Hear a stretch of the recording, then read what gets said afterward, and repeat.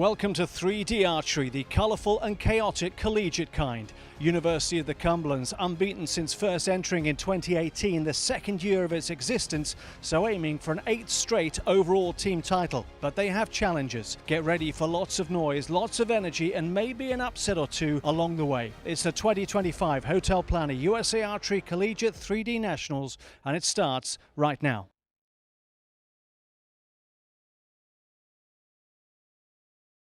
The event centre for the 2025 Collegiate 3D Nationals, brought to you by Hotel Planner. And here we are for, well, what is going to be a little bit chaotic. Richard Fleming alongside Noah Alkeefe from Wabash Valley College. You've been involved the last few days. What's your experience been? It's been pleasant. I'm just honored to be a part of all this craziness. And we're going to get more of it, of course. It didn't rain us out this year. That was quite nice. Things quite array out here. There we go. We were getting a little bit of echo, so hopefully it wasn't impacting you at home. You were hearing yourself back as well. Yeah, I was. This is much better. There we go. We can hear ourselves think. Well, I say hear ourselves think. This is the crowd that we have got around us tonight. 30+ schools were involved. 481 archers. That is a record for Collegiate 3D Nationals. The USA Archery have been here since 2017. Since 2018, University of the Cumberland's have been the overall team winners, but they are going to be pushed for that title this year because the team in only their second ever appearance, Rio Grande, the University of Rio Grande from Ohio. Jonathan Clemens in charge of those guys. They are leading coming into this mixed equipment team rounds competition. We saw the team rounds outside earlier today. Noah, just talk us through the chaos, the energy, and I suspect we're going to be bringing more of the same inside tonight. I imagine it's going to get quite loud in here before it gets quiet. I mean, the energy has just been phenomenal out here. So many people just so excited and passionate to be here. It's been a real joy to be a part of. And just talk about the archery camaraderie, but there's also a sense of rivalry as well. And you see the colors. There's going to be plenty of cheering, plenty of shouting, plenty of screaming. This is where we don't see this every week in the archery world, this kind of rivalry and intensity and the noise as well. So just talk about what that's been like from a collegiate standpoint, from an archery standpoint, being involved in that. I mean, there's nothing quite like the camaraderie among teammates, especially those of us who have spent so much time together, either commuting in one way or the other down here. And it's always interesting to see which teams end up getting on each other's good or bad graces. Well, let's just talk you through the teams that are on the line at the moment. This is the 1/8 round. We'll then have quarterfinals, semi-finals, and then the finals round. So on 1A and 1B. So the other side, the furthest from the camera at the moment, it is University of Rio Grande. They are the #1 seed against the 16th seed, Campbellsville University. Alongside them, William Carey University, 9th seed against University of Montevideo. They are the 8th seed. Then the next lane across, University of Pikeville, #5 seed against Liberty University, #12. William Woods University, 13th seed, Lindenwood University, #4 seed. Then we get to the reigning champions, University of the Cumberland's, the 3rd seed against your guys, Wabash Valley College, the 14th seed. Carson Newman University Eagle Archers against Muskingum University. We then have Lindsey Wilson University against Union Commonwealth. And finishing off at the far side, we'll have Colorado Mesa, one of 3 new schools here this year, against Texas A&M. You can see the balcony in the background with the family, the parents that have been here this week, adding to what is, of course, a great spectacle. Watching these collegiate archers, and we've got some fine archers here as well, some world champions and those that have been on the World Cup circuit. Catalina Ginoriega is here amongst others, so some real fine talent on display. and we are enjoying this. So in a few minutes we will take you through the format and the scoring system, but just get to enjoy the chaos that is unfolding around us. This is the Collegiate 3D Nationals. They step forward to the front line, which is either recurve or barebow. You can pick compound, fixed pin, and then recurve or barebow, and that is the line they're on at the moment. How was it outside in the woods, in amongst all the trees and the foliage? How much more of a challenge was that? I mean, it's always a much greater challenge dealing with the elements out there, but I mean, everything was well maintained. I didn't have to deal with wet socks quite like I did last year, and it was a pretty pleasant experience. I mean, the weather was mostly overcast while we were out there. It was a good time.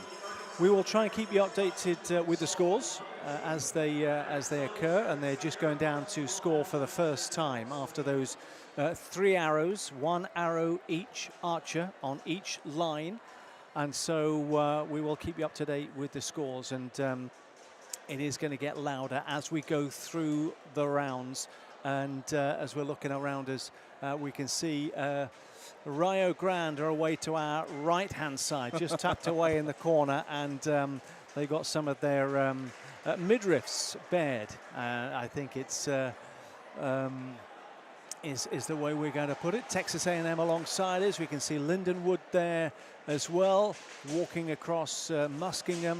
So we've got, there we go. That's commitment to the team. There's, I'm just wondering what, yeah, they are spelt correctly. Red Storm, it's got written along their tummies, so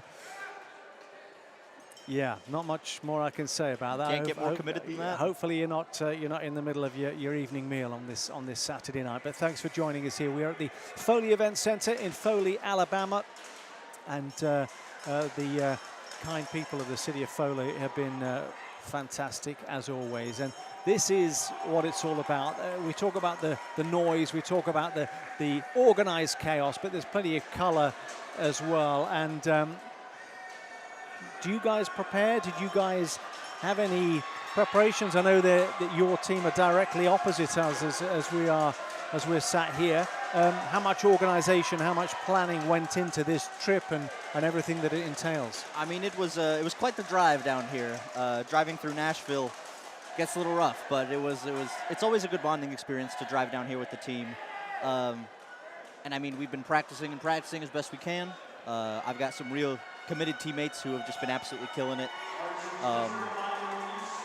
It's nice seeing everyone out here with the paint on and just really excited to be here and to rep for their team. Well, we are going to obviously keep you up to date with the scoring, the format as well. That is something that you probably need to know. So we'll let Noah is going to introduce our first guest. 3D archery is very different from target archery. For a start, the targets are different, but so too is the scoring. As the archers were gathering for tonight's mixed equipment team rounds, Josh Grine, the president of the Archery Shooters Association, the ASA, took us through what to expect and what to look out for over the next few hours. So 3D archery is a little different. We've been outdoors for the last few days. We are indoors, so we're going to give you a quick explanation as to what you're going to see over the next few hours with Josh Grine from ASA, the president of ASA. And the first thing that people will see is the lines. We've got 3 separate lines here. Now, obviously, when people will be watching the live action, this will be full of archers. So just explain the significance of these 3 sets of blue lines. Sure. Tonight we're doing the mixed team round.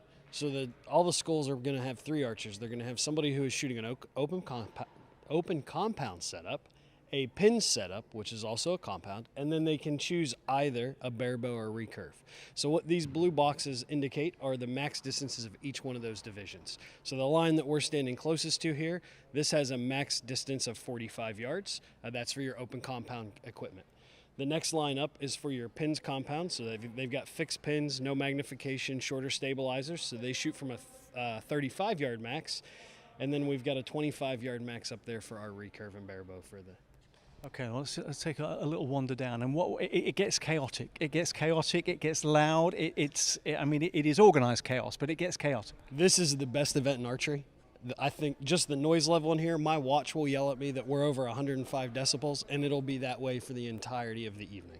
And we were outdoors a little earlier and it got loud there. There were drums, there was a lot of shouting and screaming. We expect to see more of the same tonight. So Josh, we are around the targets. They are being set up as we talk. So we are interrupting, but we are going to squeeze into a little space here. So explain what we are looking at here, because there are different shapes, there's different circumferences. So just give us an idea of what we can expect to see. Sure. So the entirety of the target is 5 points. So you hit this. It's foam, arrows stick in it. So anywhere in the anywhere inside the body of this target, you'll get 5 points. Then we have a ring in the center here, and that outside ring is 8 points, and that varies slightly by size. And then inside of that, we have our 10 ring, which is a little over 4 inches in diameter. Anywhere inside of this ring is a 10. And then we have an upper and a lower 12. Now, for tonight's purposes, they hit either one of those, they get a 12, and that's about 1.25 inches. And also in play tonight, which makes this very exciting, high risk, high reward, is our 14 ring that is up here on the left or the right, depending on how the target's facing. The neat thing about the 14, again, 1.25 inch circle, but if you hit a little bit high, you could be an 8, a little bit to the right, you're 8, but you're also very close to the 5. So that introduces the risk reward. Now, while we were outside over the last few days, I heard calling that 14. Is that going to be in play tonight? What they were calling outdoors was not the 14. What they were calling is the upper 12. Right. And the reason you have to call that, you get into these open compound setups, they're shooting a 27 diameter arrow. They get a couple in there. We don't want anybody to happen into a 12, so you have to call the upper. So if you're the fourth shooter and you step up and there's 3 arrows here, you say, okay, I'm calling the upper. If you luck into the lower 12, it counts as a 10. So you're calling that, saying that's the only 12 I'm shooting at. So there's high risk. There's high risk but high reward for this format, and that's what brings about the excitement, because it's not just your regular scoring.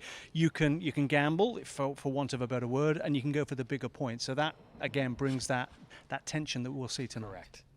That's the whole point. And you see a team that gets down by 2 or 4 points, they shoot for the 14. They can make that up quickly, or they can dig a bigger hole pretty quick. And we've got obviously different animals here, smaller sizes. I mean, and let's have a look. Let's take a wander over, because this is one of the larger animals. Let's go and have a look at the. Look at the smallest one. We can look at the wolverine. Okay, let's go and look at the wolverine, because is the target as big, but the animal is smaller? Is this the same size as we've just seen on the bigger animal? So the 8 ring is everything inside of this is the same.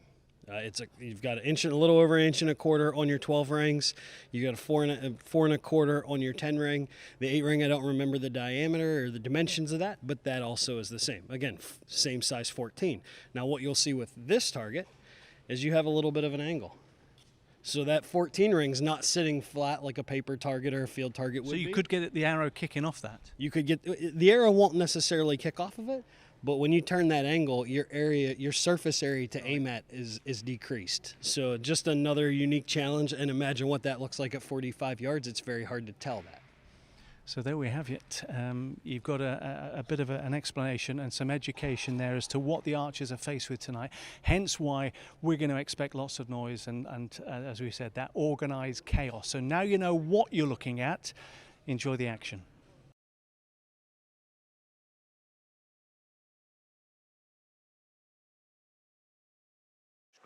And thank you to ASA for their support of this event.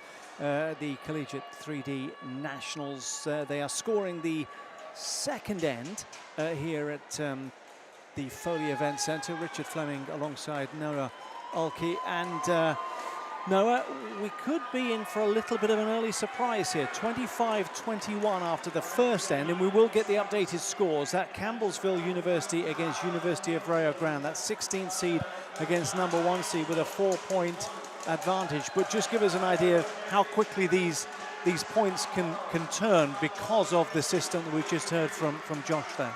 I mean, the highest you get, if someone's feeling brave, they could very well get a 14. And say someone else gets a 5, that changes things on its head real quick.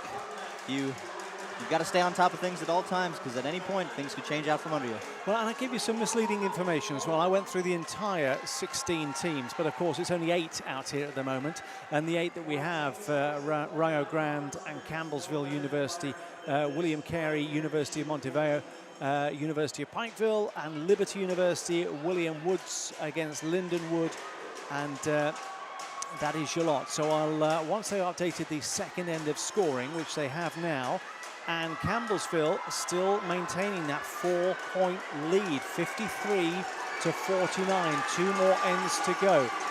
William Carey University 55, University of Montevideo 50, 5-point difference there. 1 point separating Pikeville and Liberty University. Pikeville 55, Liberty 54. Lindenwood with a big lead, 58-51 against William Woods. And we shall see what end number 3 brings us. So the Red Storm away to our right-hand side are a little quiet.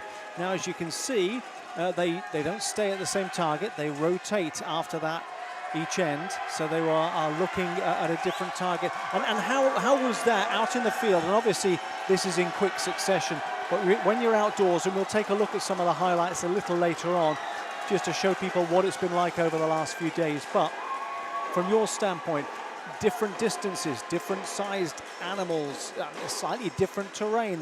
I know there were little kinks in the lanes. Just how different was that? How difficult was that, just to kind of recalibrate the eyes? I can hardly explain the drop in my stomach when I see a Wolverine target at 40 yards away. It's terrifying. But you just make do the best with what you get. Shooting a ram at 20 is definitely going to be different from shooting a turkey at 35. All you can do is just stay on your toes and shoot the best that you can. And this is your second one. What did you learn from last year's experience? What did you learn about 3D that you were able to bring into this year? Pack for any weather, because you never quite know. But it definitely, after your first time around, you sort of know more or less what sort of targets you can expect. I had a bit of trouble understanding the scoring system my first year, but I'm much more on top of things now. Just trial and error, I think. Once you come to the same place, it sort of gets a little easier. And what about the team that you brought this year? How has that differed over the last 12 months, and what is the program like at Wabash? I mean, I've met some amazing people on the Wabash team. We lost a couple of good shooters last year, but we've gained a good amount of good shooters this year too. Our team numbers are often in flux, but we've been a good group, and I'm happy to have been able to share this with them. Fantastic. Well, I can tell you now, it would have been louder in here tonight had they brought in the trash cans that we had for the team rounds outdoors. But I believe they were told a very polite thanks, but no thanks. That might be for the best. They were extremely loud, even outdoors. We had the trash cans being banged for 4 or 5 hours, and when you're walking past that and somebody just batters that without too much notice, it does give you a bit of a fright. So we are on to the final lane, the last of this third end set of arrows. University of the Cumberlands being G'd on over the far side. And there is a wonderful wide shot of the Foley Event Centre, just to give you an idea of just how jam-packed it is inside this centre. And again, the city of Foley do a wonderful job in hosting us each year.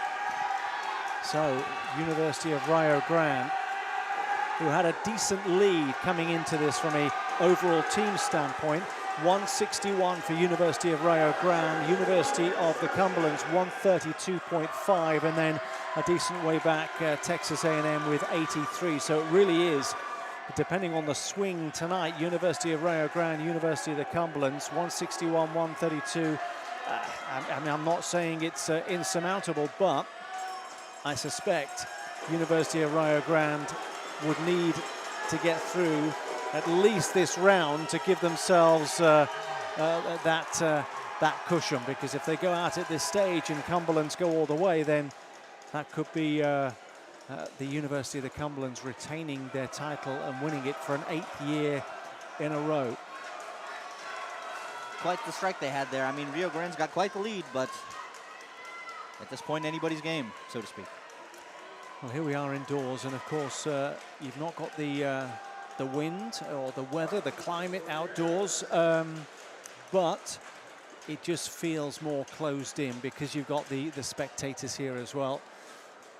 And that will add to the tension. That will just add to the nerves inside the Foley Event Center.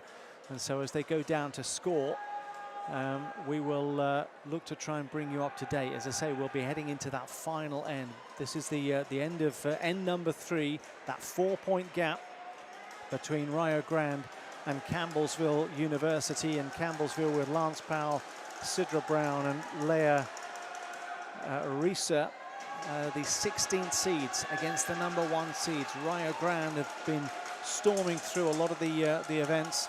Jonathan Clemens putting a great team together. It's only their 2nd appearance here at Collegiate 3D Nationals, a new program at the start of 2024.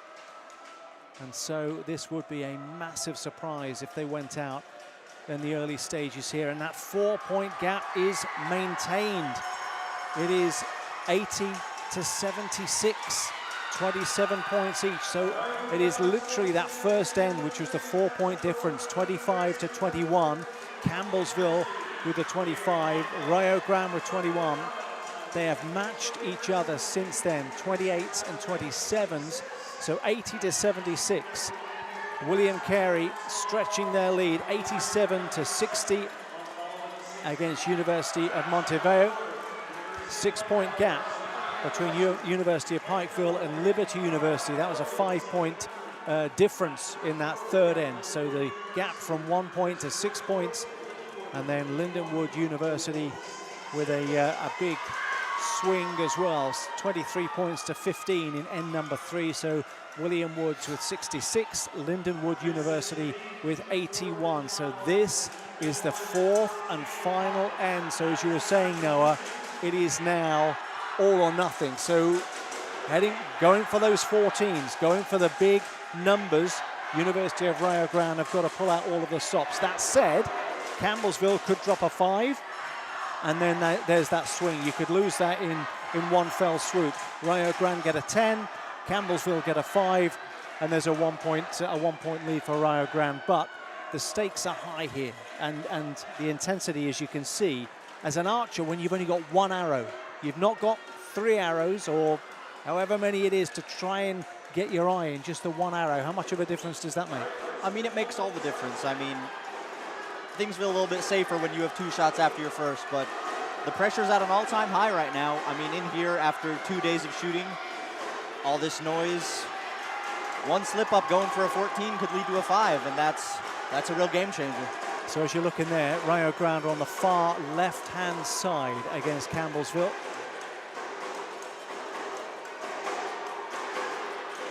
And you can hear the drums beating in the background. I imagine Rio Grande's heart is thumping as well collectively. They are away to our right-hand side, and as you're looking there in the top right-hand corner, they are looking to see if they can turn this around. There's Red Storm again, showing their pride. Showing a little bit more than that, I suspect. But so yeah, it would seem. This is, we had a fist bump from one of them a few seconds ago, so maybe there was a decent arrow that's landed on their behalf. But Campbellsville University, this would be a huge upset. And at this point, it is about holding your nerve. Rio Grande have forged a healthy lead. You see plenty of teams in this building here today. I am particularly fond of Liberty wearing their Bucky onesies they've got directly across from us. That's an interesting choice. Fantastic. Some team brought a skeleton with them. Okay. I've learned not to ask questions. Well, yes. Well, where we were at the Grain Creek Nature Reserve, they have a Halloween spook fest out in the woods. So there's lots of that behind the scenes that they lay out. They put on a really good show each year. So University of Rio Grande are on the line now. University of the Cumberlands will be taking on your team when they step forward in just a few moments. So there is Rio Grande, some fist bumps there as they go down for their final arrow. And the big question is, will they have done enough to turn around from a 4-point deficit I'm seeing some good shots. I might even see a 14 on that turkey out there. It's all or nothing at this stage. Absolutely. And of the others, William Carey have got a healthy lead. University of Pikeville 6 points up. And then there was a 15-point gap between Lindenwood and William Wood. So really the match we are looking at is University of Rio Grande, Campbellsville University, not just because that points gap is smaller, but you've got the 1 seed against the 16 seed. Campbellsville could really pull something off here. Everyone loves an underdog. What is going through her mind at the moment? I suspect they are absolutely aware of the enormity of what they are on the verge. Sheer focus out there. I mean, that's what got them this far. And I think that's Danielle Pollard in the background, looking on nervously, chewing at the fingernails.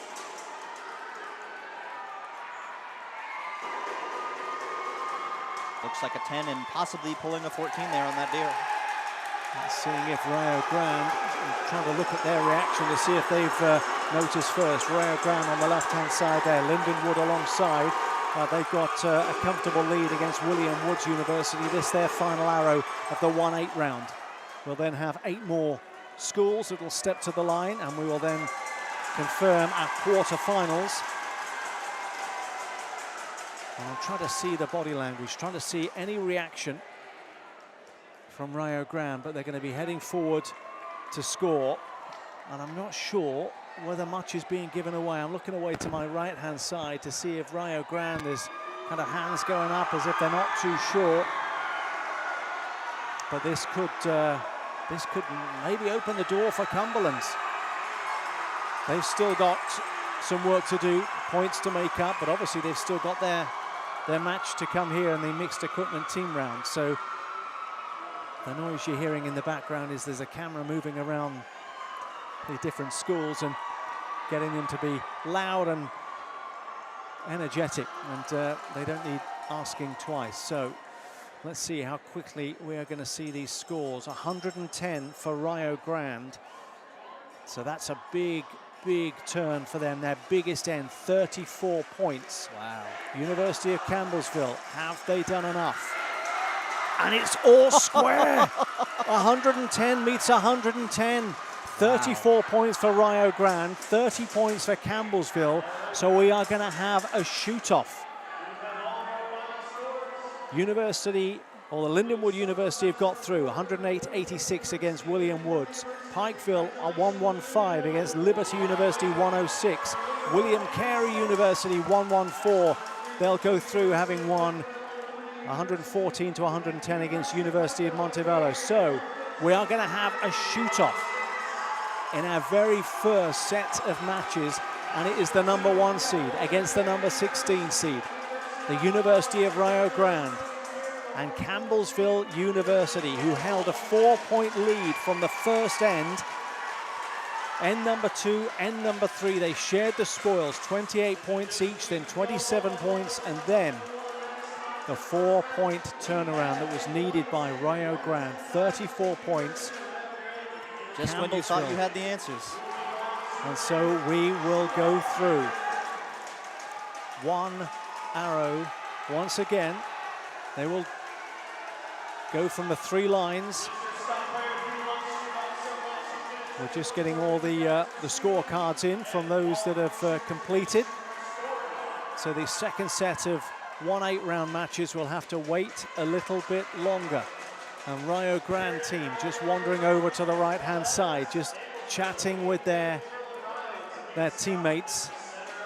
And you can see there in the top right-hand corner of your screen, that is where Rio Grande are gathered.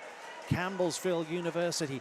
Mentally, though, Noah, where are Campbellsville, having been so close, where are they mentally going into this shoot-off? I have to imagine they're going to do everything they can to clinch this for them. I mean, just a fantastic work on their end to get this far, and then tying it up from starting off at a bit of a disadvantage with Red Storm right there. I mean, I would shoot some 14s. I don't want this slipping between my fingers if I'm them. Well, we'll see. The noise has elevated.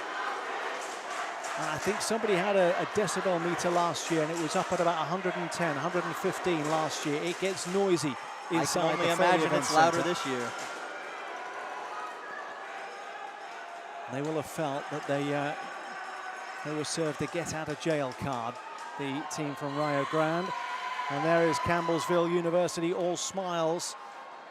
Well, they were there. They had that 4-point gap. They will feel that they can do it again.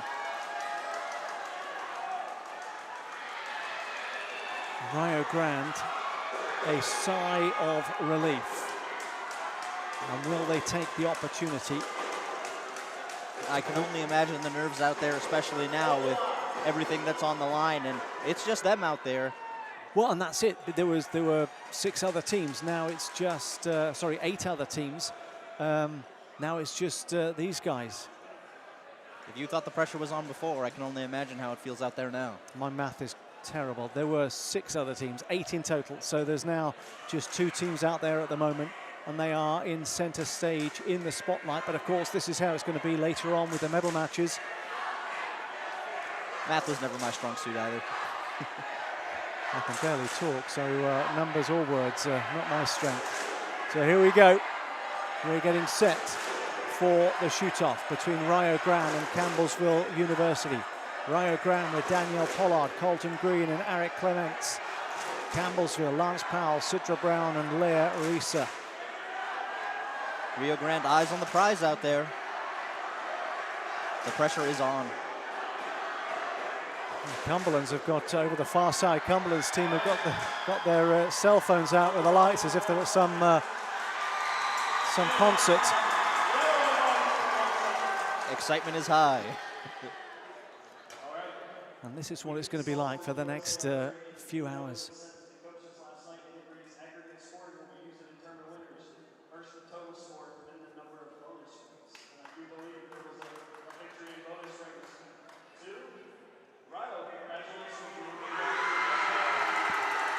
Oh, I'm not sure we're going to have a shoot-off then. Oh, so there was a coaches meeting last night, and it was decided that they were going to go on bonus rings if a score was level at the end, not the shoot-off.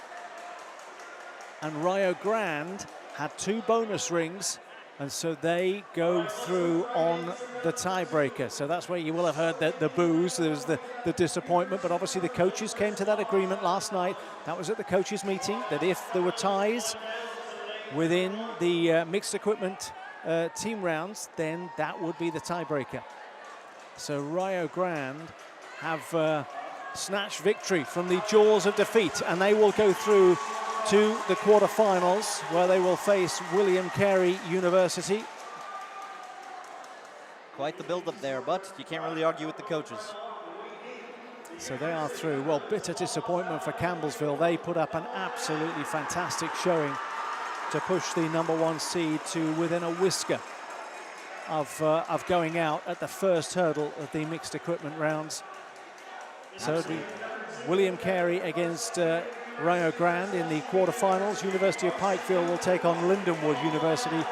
And we now welcome out the second set of 1/8 round matches to see how they will fare. So University of the Cumberlands will be on the right-hand side as you look. Up against your team, Wabash Valley College. Next on will be Carson Newman University against Muskingum University. Craig Hollycross, great coach with a wonderful program there. So they are making their way into the arena. And Kylie Brookover, who was active today at the team rounds, she steps into the arena once again. There is Lainey Nish, fierce competitor for the Cumberlands. I tell you, Wabash, we need some of that face paint. That's maybe what you're lacking. But bringing the fire and maybe bringing the Campbellsville University spirit as well. Lindsay Wilson University against Union Commonwealth, and then Colorado Mesa against Texas A&M. So there's some big guns either side with Cumberland's and Texas A&M. There's some new school in there as well with Colorado Mesa Bailey Rogers, Shane Cobold, and Carter Hamilton. Texas A&M, Karen Waters, Sawyer Sullivan, and Venica Kunavakan. So again, great experience in the Texas A&M team. But then we look at Union Commonwealth. They could be a dark horse, because they've got Kyle Coffey, who's vastly experienced in the collegiate program. Isaac Sullivan, who has competed on the international stage, at World Cup stages as well. And also Riley Ali Riddle is in there as well. So let's have a look. Let's see how they get on. Texas A&M are getting into their chant away to our right-hand side. There is Sawyer Sullivan on your screen at the moment, the first one to get that one away. And you'll know these archers as well. There's Lainey Nish for Cumberland's, looking down from the compound. Plenty of big guns out there. Well, talk us through your team then against the University of the Cumberlands. You've got Becca, Morgan, and Robert Joseph. Becca, a fellow radio and TV student out at Wabash with me. We see a lot of each other out there, and a fantastic archer, as are all of them. But Morgan has been shooting for a very long time, is my understanding, and he is great at it. Bobby Joe, as we call him, a new addition to our team this year, and quite the shot. I'm rooting for him. Of course you are. Of course you are. Absolutely. Well, they've just had the first set of arrows. The compound. They've now stepped forward to fix pins, and this is your division. My people out there. Bobby Joe with his Rusty's hat on. If you look carefully at our bows, all of us, but them included, have some lightning stickers on our bow somewhere along the way. And there's Riley. A bit of unit cohesion there. It's getting louder. It is getting louder.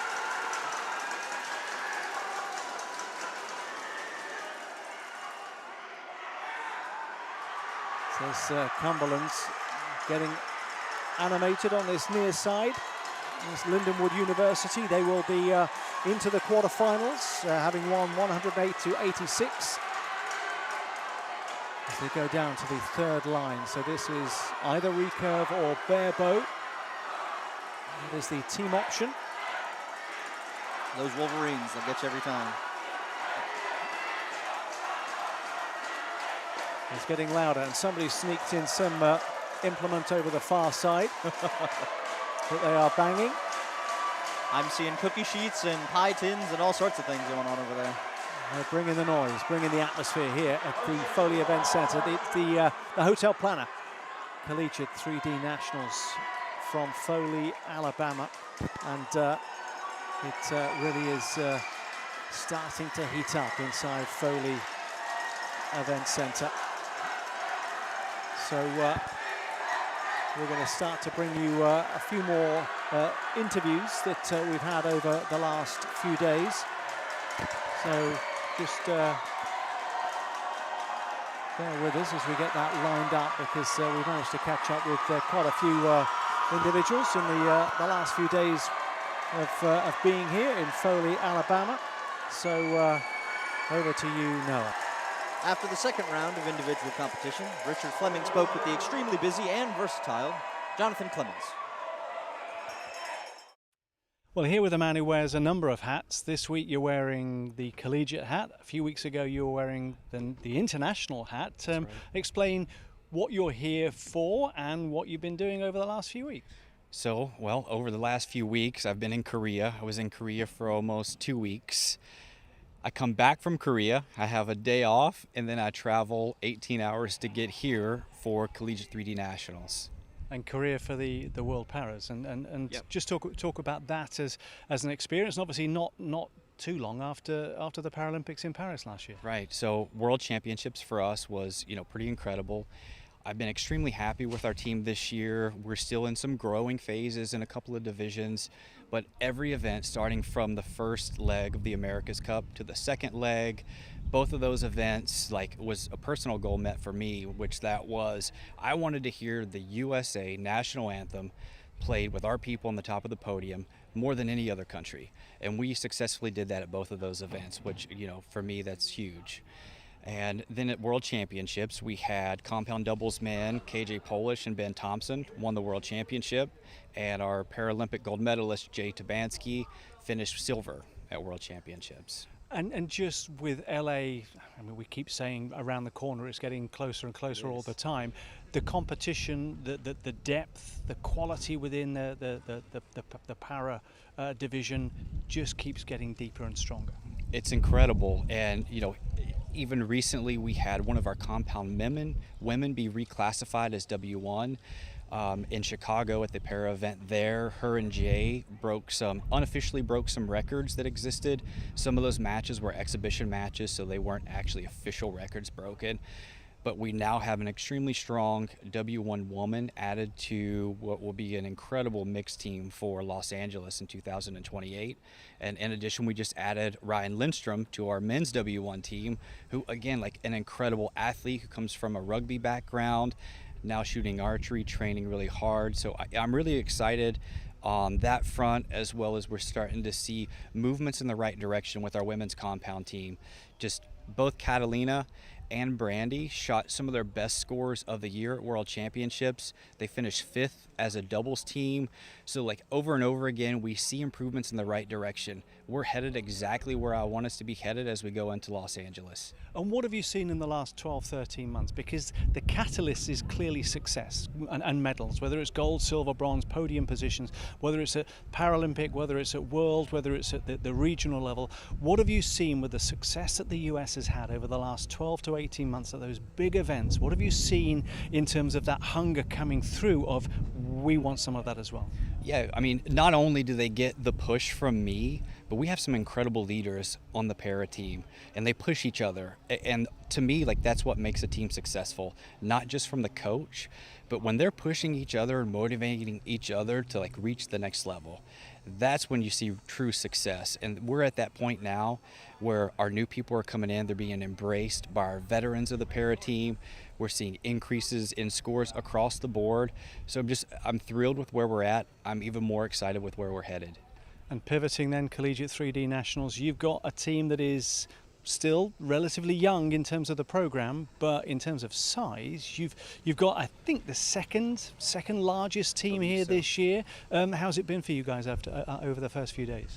Well, as of right now, we just looked at scores with where we're sitting, and I believe we're leading Cumberland's by a comfortable margin at this point, going into individual shoot downs this afternoon, and then with teams tomorrow. I'm extremely happy with this team. We're still a young team, right? This is our second year. This is the second time we've ever competed at 3D Nationals. I had high expectations coming into this event because I know who we have, I know who we are, I know the way we train, not only with archery, but we're also working out in the gym. We're working on mental game. We're training all of these things at such a high level. I knew to have high expectations coming into this event, and we've executed on those. We've got some new programs here, new collegiate teams that are here for 3D Nationals this year. You've been around the collegiate scene for a while. What do you see? Again, we talk about the para, the growth and the depth. This is where the next generation of talent is coming from through the collegiate system. What do you see, and what have you seen in terms of that growth over the last few years? I mean, it's incredible. Not only is collegiate archery growing in size, but in addition to that, like, we're seeing improvements across the board. We're seeing higher and higher scores, especially in our recurve divisions. I mean, we have recurve archers who are shooting, 30 up now, which a few years ago, like, that was crazy. So just across the board, like, I'm excited about the growth in collegiate archery. I love collegiate archery. Maybe outside of Paris and a couple of other events, I never have more fun coaching than at a collegiate archery event. It's an incredible atmosphere. We have incredible people. So I'm extremely fortunate to be a part of both collegiate archery and the Paralympic side of things. So I'm a little tired, but extremely fortunate and grateful for the experiences that I get. Couple more days and we'll let you get some sleep. Jonathan Clemens, who, if you look at the development of the para and the collegiate, this is a man who's very much heavily involved in both sides. Yesterday lunchtime, and already he was confident, having having seen what had gone before, he was confident that they could topple University of the Cumberlands. But as we saw, Noah, in that first round match for them, the 1-8 round, they were so close, University of Rio Grande, so close to going out to Campbellsville University. They got through on the tiebreaker, 2 bonus rings over Campbellsville. And Jonathan there talking to us about Rio Grande, but also the Para World Championships, which finished a few weeks ago in Korea. We are into the second end here, in the second set of 1-8 round matches. So they've not scored for the second end yet, but I'll give you the scores after the first end. University of the Cumberlands 34, that's a strong start from them. Wabash Valley College 26. 30-26, Muskingum against Carson Newman. Another strong posting, Lindsay Wilson with 34. Union Commonwealth University 27. And Texas A&M 32. Colorado Mesa from Grand Junction in Colorado with 21. So they are just going down to score. How has this year compared to last, just in terms of you had a year under your belt, you knew what to expect coming in, but just that whole experience of collegiate 3D nationals? It's very confident to find your footing, especially as last year was my first year shooting a bow, full stop, period. But coming here and just knowing that I had what it takes to at least perform admirably, it's freeing, and especially to just sort of get to enjoy my time out here, meeting new people and bonding with my team as opposed to worrying about my performance so much. And you, many people will not know, you are one of, your coach told me, you are one of 3. You got 2 twin brothers? Yes, the 3 of us are triplets. I'm the middle child. They're twin brothers. Yes, there's, you see, my twins, math. but 3 of them. 3 of them. And I have a littler brother as well. 4 boys running around the house, 5 if you count my dad. So, and one of your other brothers is the completely different side of the brain. You are more broadcasting and media, and one of your other brothers is, tell us what he's doing. He's studying aerospace engineering down in Daytona at Embry-Riddle. I tend to think of myself as more creative-oriented, while he's more of the brains of the operation, so to speak. But we find middle ground quite often enough, too. It's impressive. Yeah, absolutely. I could never do what he does. No, my head hurts just thinking of that. But we're glad to have you here with us tonight, Noah, and your team over the far side looking to rally their trio in the middle. And happy to be here, and you can count on the Warriors to get loud over there, as they so often do. Well, they've closed the gap a little bit. They've closed the gap to 6 points. It was 8. 30 points for them with that second end to University of the Cumberlands 28. So it's now 62-56 Cumberlands. A little bit further down, Muskingum have just extended their lead, 22 points to 21. That was a tough end for both of those teams. Muskingum 52, Carson Newman 47. And we then, again, Union Commonwealth have closed the gap on Lindsay Wilson. A 4-point advantage in that second end, 32 points to 28. So it is now 62 points to Lindsay Wilson, Union Commonwealth with 59. Plenty of opportunities out there. Well, and then we look at the one at the bottom. What happened there? Oh, no, they have just updated it. Sorry, okay. it was reading as 15. I was thinking surely not, but no, that's been updated. Texas A&M with a 30-point second end to go with their 32 points from the first. So they sit on 62. Colorado Mesa on 46. We go into end number 3. So Cumberlands just might be feeling a little bit jittery, but they still have that relatively comfortable 6-point cushion. But as we mentioned, Noah, that could disappear in one arrow. Yeah, I mean, Rio Grande was leading the charge there for a bit, and then things got awfully close. So you never really do know. As they go for end number 3. This is the 1-8 round. Don't forget, we'll then head into the quarterfinals. So Cumberland's are at the moment set to face Muskingum University in the quarterfinals. it would currently be Lindsey Wilson against Texas A&M. That would complete the quarterfinals with University of Rio Grande against William Carey, and University of Pikeville will take on Lindenwood in the top half. Just in front of us we have Union Commonwealth. That was Isaac Sullivan with the compound. He's now stepping down, and it will be Riley Riddle before Kyle Coffey will finish off with the bareboat. You just saw Muskegon back there holding a stuffed fish, which is somehow managed to fit an M on. Rio Grande has moved on us. They seem to be more across the way instead of beside us now. Yeah, they have moved around it to the other side. We've got a barrier between the midriff now, for better or for worse. For better. Yeah. Definitely for better. Yeah. And it's amazing how we see these collegiate archers at each event, the Collegiate Target Nationals, which will once again be in Lansing, Michigan in 2026. We'll be back here in Foley, Alabama for Collegiate 3D Nationals. And you see these archers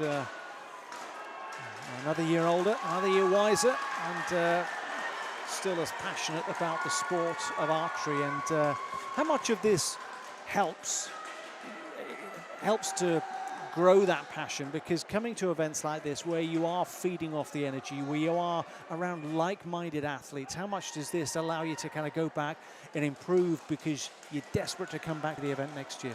I mean, it means everything. With any sport you go to, the camaraderie, not only amongst your team, but among everyone participating in that, it's the same no matter where you go. There's nothing quite like that experience. I'm sure some of the more sports-oriented people have felt it in other sports. I have a bit of a theater background. There's nothing quite like just connecting with like-minded people and just enjoying this experience coming together like that. Yeah, no, it's been fantastic, and we've been in the hotel, the same hotel as University of the Cumberlands, and it's great just to see them sort of wandering around and everybody mingling. But I just wonder what is going through the mind of University of the Cumberlands. They have had things their own way with Collegiate 3D Nationals ever since coming into this tournament in 2018. And Rio Grande are desperately wanting that crown this year.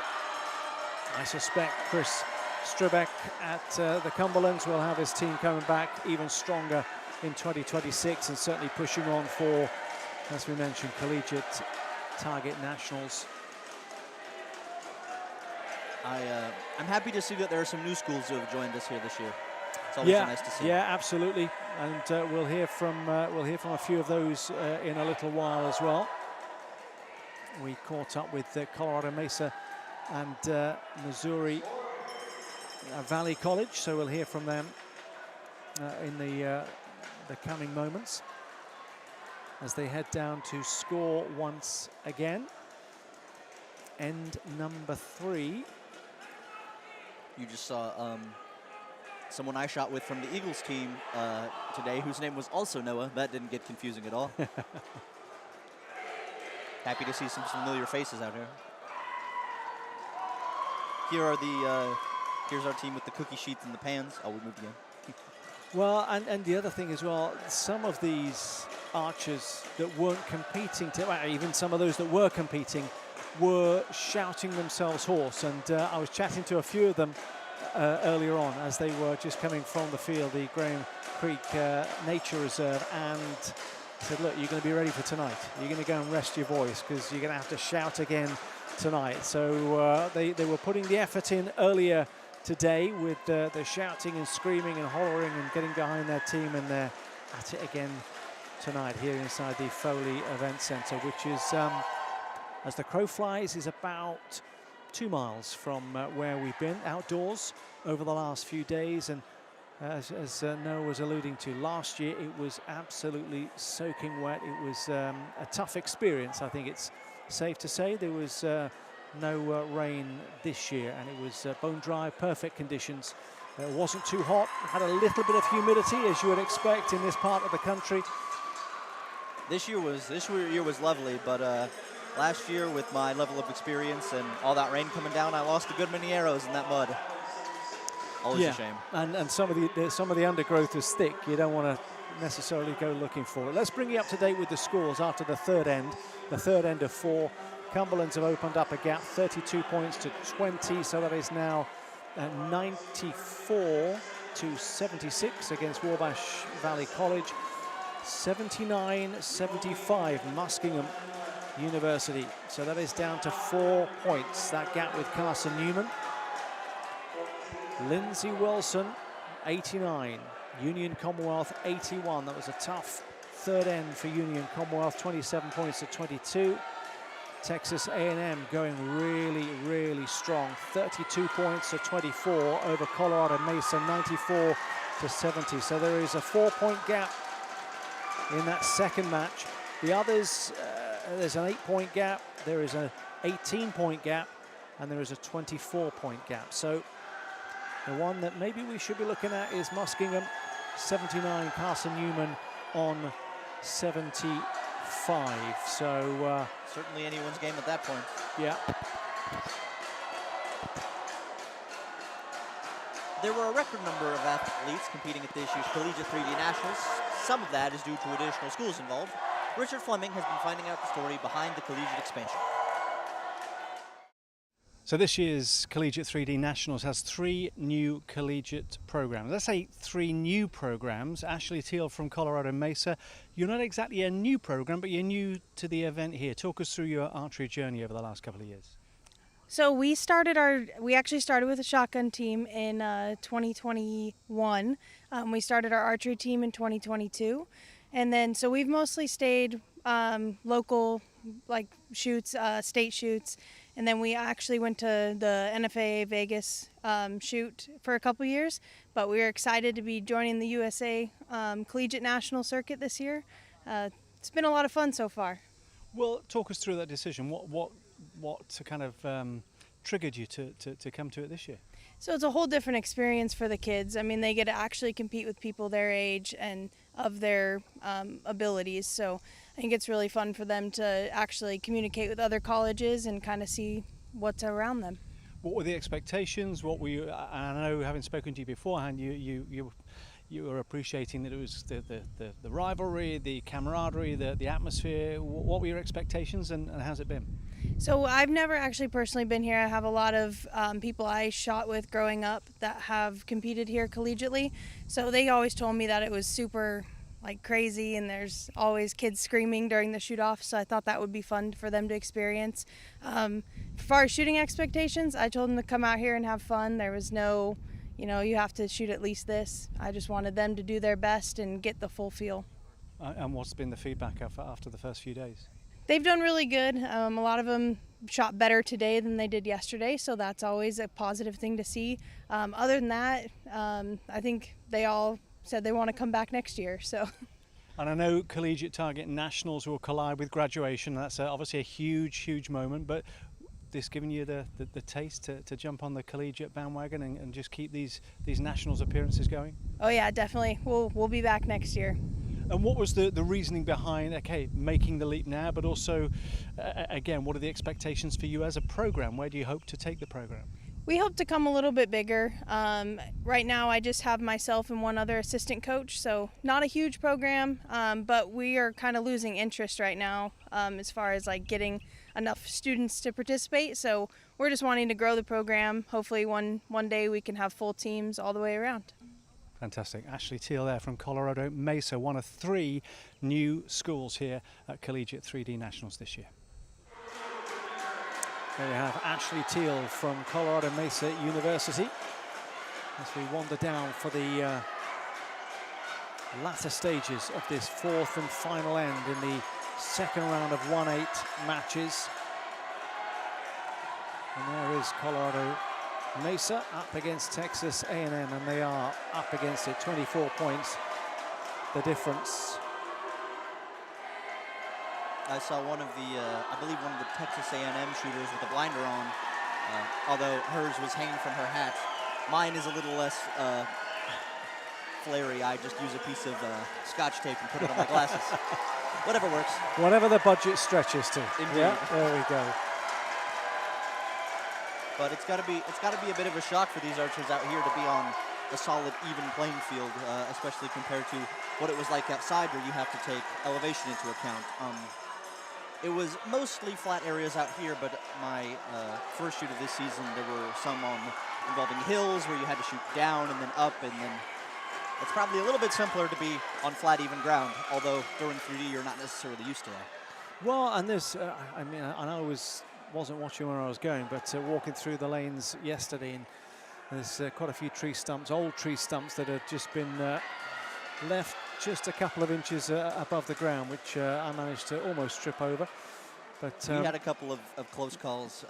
My shooting group did with a couple of those going to collect our arrows. It was a bit of a rough going there for a little bit, but we made it. So off they wander, down to score for the fourth and final time with this 1/8 round, the mixed equipment round, the 2025 Hotel Planner USA Archery Collegiate 3D Nationals. And this is the finale of what has been a tremendous 3 days, starting on Thursday afternoon with the first round of competition. Friday morning, round 2 of competition. We had team rounds of sorts. It was the individual class shoot down on Friday afternoon. And then this morning we had the team rounds, which was outside, which was extremely loud. Was that louder than yesterday afternoon? I felt it was, and maybe people have just found new implements to hit. It could be both. I think it was definitely louder. I was sitting quite close to whichever team it was, Muskegon maybe, that had the trash can, the bright red trash can that we were banging on. But whoever was on it had quite the impressive drumming skills. Oh, decent rhythm. There was some decent rhythm going Always on. Nice It to wasn't hear. As a fellow drummer myself, I had to respect the craft. It wasn't just erratic smacking of the drum. There was some skill and thought that went into it. Nonetheless, it was loud. There's me showing my age. Everything's loud these days and needs to be turned down. It wasn't just you, I promise. So the scores are beginning to filter in, I believe. And I can give you the results from the second set of 1/8 matches. 121 to 103, Cumberland's over Wabash Valley College. 101 to 98, Muskingum University defeating Carson Newman. So it'll be Cumberland's against Muskingum. Lindsey Wilson College 121, Union Commonwealth 114. And to be fair, it was the first and third ends that hurt them, because they had 32s and 33s either side of that. There is Colorado Mesa, Ashley Teal on the left-hand side, and it is Colorado Mesa defeated 128 to 96 by Texas A&M. And Colorado Mesa, one of the new schools this year, yes? Yeah, absolutely. And Ashley was really kind of singing their praises. They've been restricted. They've kept themselves to local and statewide events and ventured out into the Collegiate National. They're not going to be able to make the Collegiate Target Nationals. It clashes with graduation, which of course is a massive event. As does ours, I believe. So they'll not be in Lansing, Michigan, but they are looking forward to coming back next year. And that's what we love to hear. The Collegiate Archery program is growing all the time and growing year on year. And it is events like this, and it's not, and we've spoken at length about the fact it is not just the winning, it's not just about the gold medals, it is about the experience, and it is about the atmosphere. And how much is that? Because again, Wabash have gone out to Texas A&M, but they're still here, they're cheering, they're enjoying this experience. How much is that experience of just the entire event, how much does that play into that collegiate journey? I mean, it's just the excitement here is so palpable that it would just be such a shame to miss out on, even though we are now done. I'm incredibly proud of how my team is shot, and I would like to give Bobby Joe a somber ka-chow for his efforts out there. Fantastic stuff. So we have the quarterfinal lineup is now complete. So I'm going to have to read it off my screen here. University of Rio Grande, and if you're just joining us, they were given a mighty scare in their 1/8 round match against Campbellsville University. 110 apiece, and as they stood on the line getting ready for a shoot-off, it was then announced that after a coaches' meeting last night, it was agreed that any tied matches will be determined by bonus rings, and University of Rio Grande had 2, and so they went through courtesy of that tiebreaker. So they will be up against William Carey University in the first quarterfinal. That's alongside them will be University of Pikeville against Lindenwood University. University of the Cumberlands against Muskingum University. And they're just being introduced to the crowd. Lindsey Wilson against Texas A&M. Lindsey Wilson University now, as opposed to last year they were Lindsey Wilson College. Changed to Lindsey Wilson University earlier this year, I believe. I wonder what the qualifications are for college versus university. I'm not entirely sure. I'm not entirely sure, but they are another strong side. Great to see them out here in their numbers as well. So let's have a look at the points that William Carey scored 114 in their first match.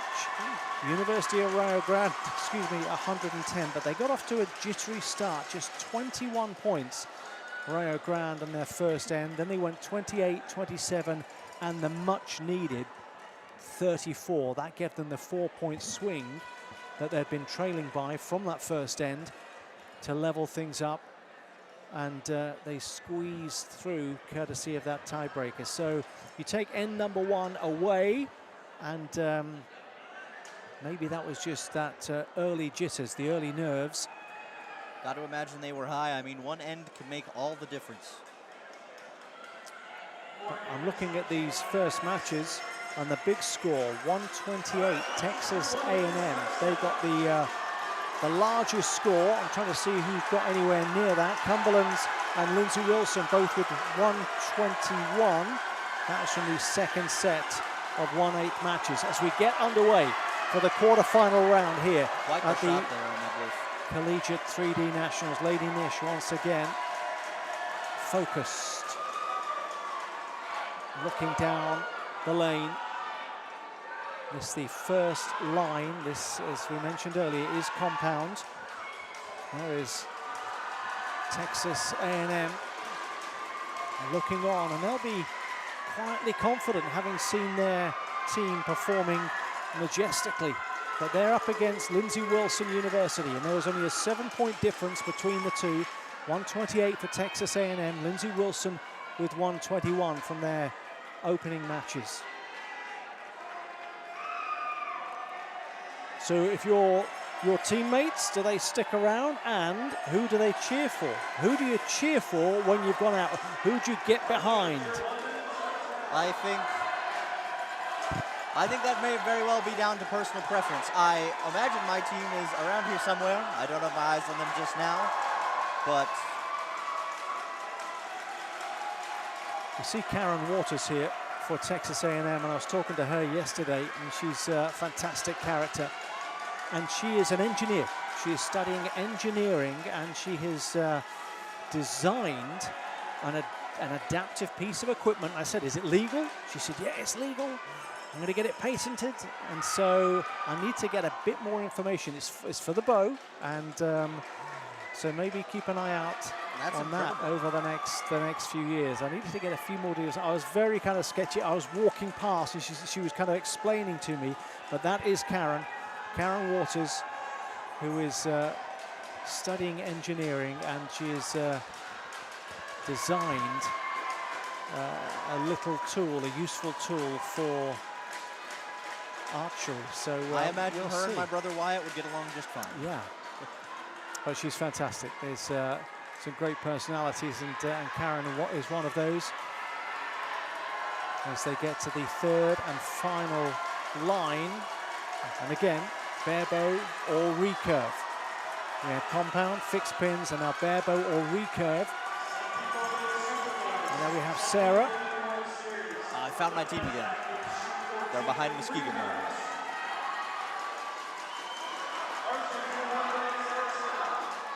Texas A&M, rowdy, and making some noise for their folks out there. And there's Sarah McCarthy from Lindsey Wilson University. Focus. She is bareboat, and Sarah was out there with the team rounds earlier. So again, those archers that, because not everybody that competed in the team rounds earlier today is out here tonight. Those that were involved earlier, how much of an advantage do you think that's given them to be part of that intensity? Because when you're in the individual competition the first 2 days, you haven't got all the other archers around you. So how much of an advantage does that give them, having been in that environment earlier today? I imagine that it makes quite a bit of difference. I mean, we've all been,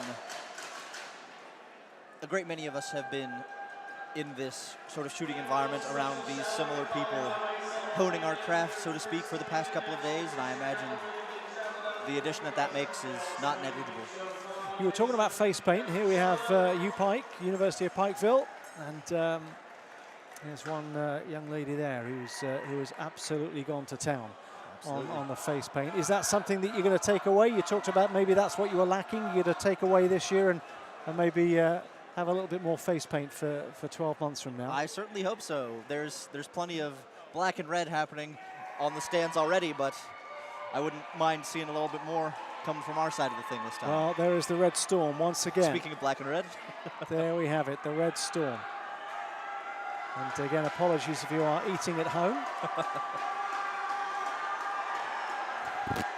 Drink of water never felt so good. And they will have felt, as we've mentioned, that they were let off the hook, given a second chance, having been very close to going out in the 1/8 round.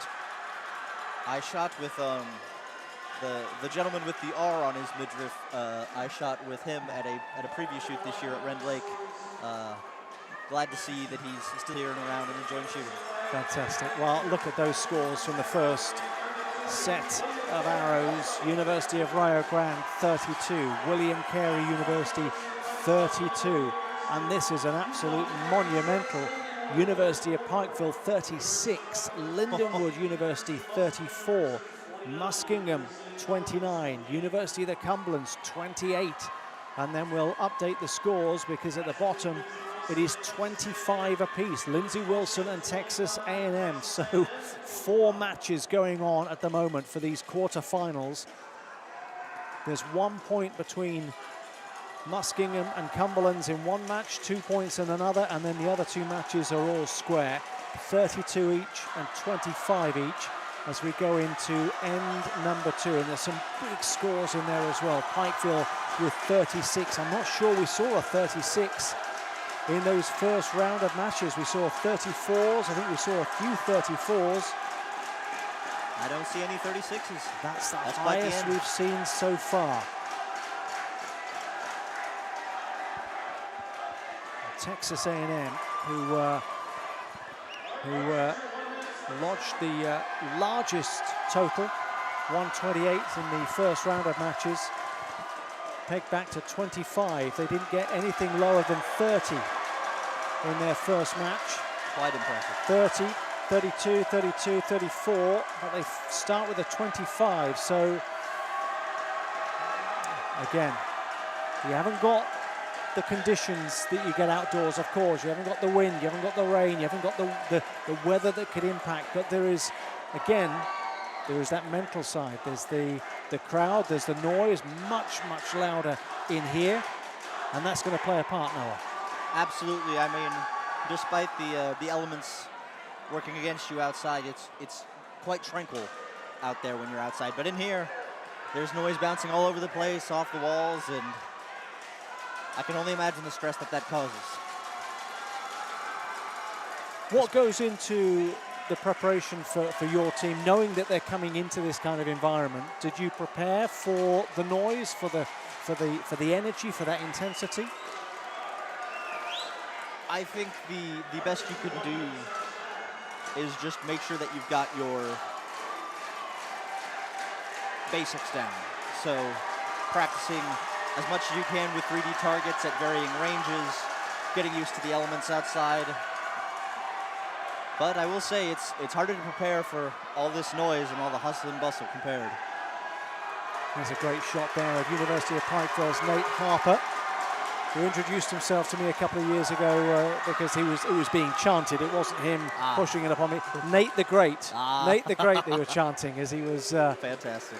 as he was going in for his, I think, the team rounds a few years back. So there is Nate Harper, Anna Shuria, and Olivia Hale is the Pikeville team against Nora Shively, Lawson Veit, and Cody Mosley for Lindenwood. That one 36-34, so that is an absolute humdinger. That one just 2 points separating them, 70 points. We've got the loudspeakers out and more colour for Pikeville, who'll fancy their chances. Texas A&M, another strong team.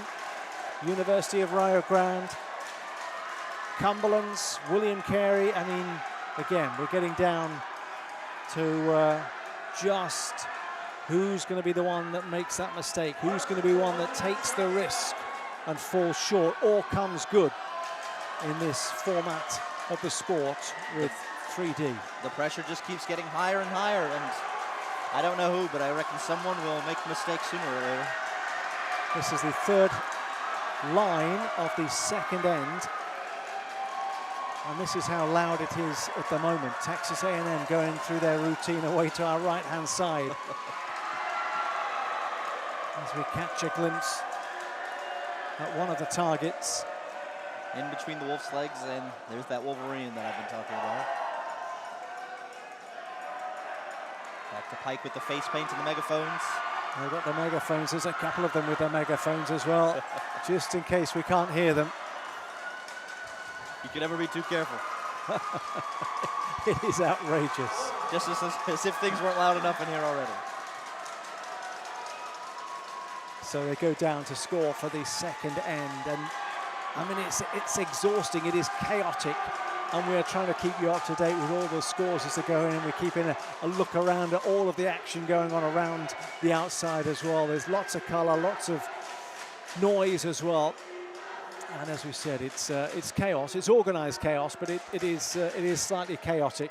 Controlled chaos, but chaos nonetheless. Lindsey Wilson, no shortage of noise over there with their noisemakers and their pans and their tins. They might just have been making the most noise out of anyone here. Quite the bar. They are certainly making themselves heard. We've had a wonderful season outdoors with all the USAT events and Collegiate Target Nationals. And of course, wrapping up our broadcast for 2025 with Collegiate 3D Nationals. We'll be back in 2026. But I do know that USA Archery's Indoor Nationals registration will be opening for those events over the next few days, few weeks. 18 events across 16 locations. Chula Vista will host 3. There are 16 locations in all, so just check usarchery.org to see when registration opens for the nearest location to you. So USA Archery Indoor Nationals from January 2nd through to March 1st. Various locations across the country. Last year, or earlier this year, should I say, the 2025 edition, more than 5,000 athletes competed in the USA Archery Indoor Nationals. So get involved. Great way to either just hone your skills for the outdoor season, or if it is your forte, and if it is your thing, then of course indoor archery is absolutely fantastic as well. So whatever the reason, get involved. Join us in one of those 16 locations across 18 sets of dates. I see a couple of flags flying out in the audience. I heard a harmonica, I think, a minute or two ago. No shortage of noise even now. The energy has not died down. And no shortage of musicians, it seems, as well. We've got drummers and those who play the harmonica. Glad to see my people are out here. So we've got end number 2, and William Carey slipped up with a 28. I mean, by their standards, a 34 for University of Rio Grande, who seem to have found their groove. 6 points the difference there, 66 to 60. Only 2 points still remains the difference between Pikeville and Lindenwood, 66-64. They both scored 30 with end number 2. A big push from Muskingum with 34 points against University of the Cumberlands. They've got work to do. 63 points for Muskingum, 56 for Cumberlands. And then down in our final match, 30 points to 28. So having been all square at the end of the first end, Lindsay Wilson now have a 2-point advantage over Texas A&M, 55 to 53. Texas A&M, the 2 seed. Lindsay Wilson, the 7 seed. Rio Grande, the 1 seed. William Carey, number 9. Pikeville and Lindenwood, 2 points separating them. That's 5th seed playing 4th seed. In Cumberland's the 3rd seed against Muskingum, the 6th. Muskingum leading that one. So Cumberland's looking to try and keep up with Rio Grande as they look to retain the overall team title. But if they go out at this stage and Rio Grande go through, that could spell victory for Rio Grande even before they get to the mixed equipment team round gold medal matches or medal matches. I'm sure that's on the mind of everyone out there.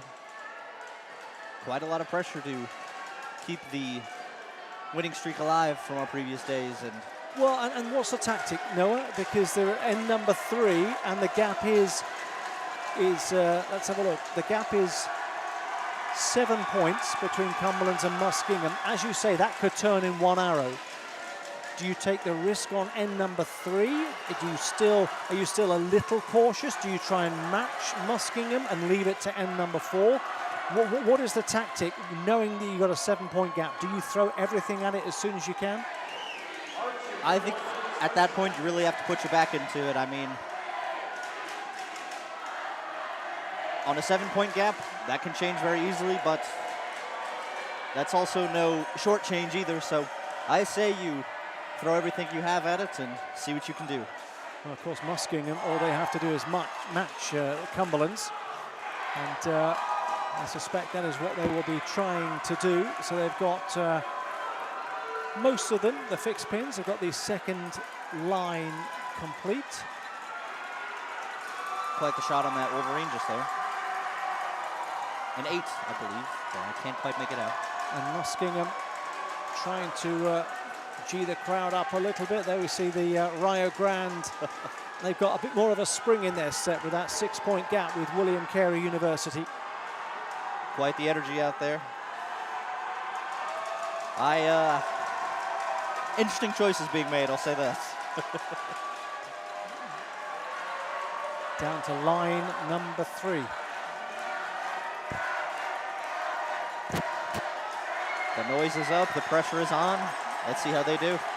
2 points the difference between Lindsay Wilson and Texas A&M. There we have Venu Kunavakam.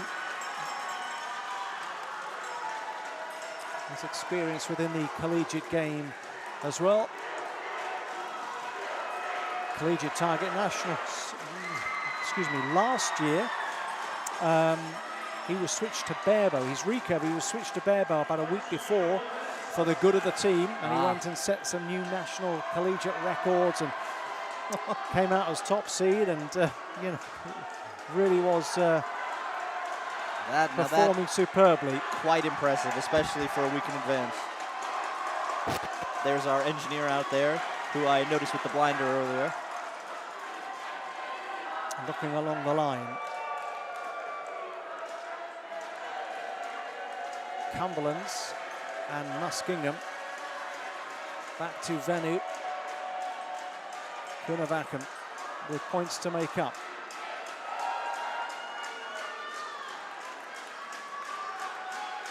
A good trio of arrows there on that wolf. Fist bump there from Muskingum.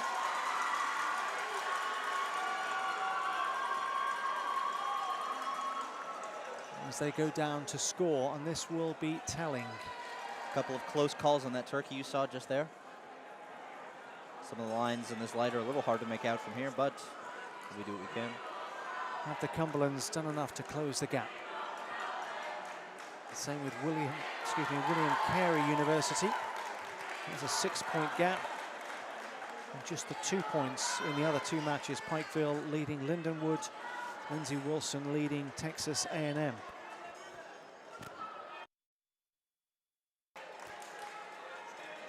I get nervous just looking at the amount of distance between that line where they're shooting and those Wolverines in the back.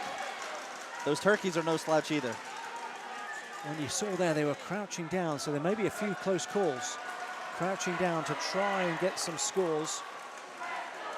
Of course, the strategy changes depending on what target you're shooting at. Of course, the turkey, not so wide, but hard to shoot in between the legs if you end up going under. Whereas the wolves or the deer, easy to get under them, but a lot of room to maneuver left and right. Now the Wolverine is unfortunate, as I've said, because you have the both problems. Closer to the ground, yes, but you still quite easy to shoot under their legs and not that wide around. Okay, let's bring you some of these scores, shall we? I think they're trying to keep an eye on the scores over there. University of Pikeville.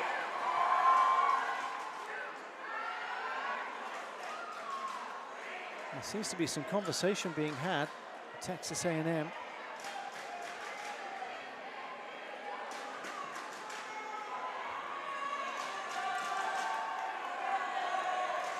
There's that flag flying out there.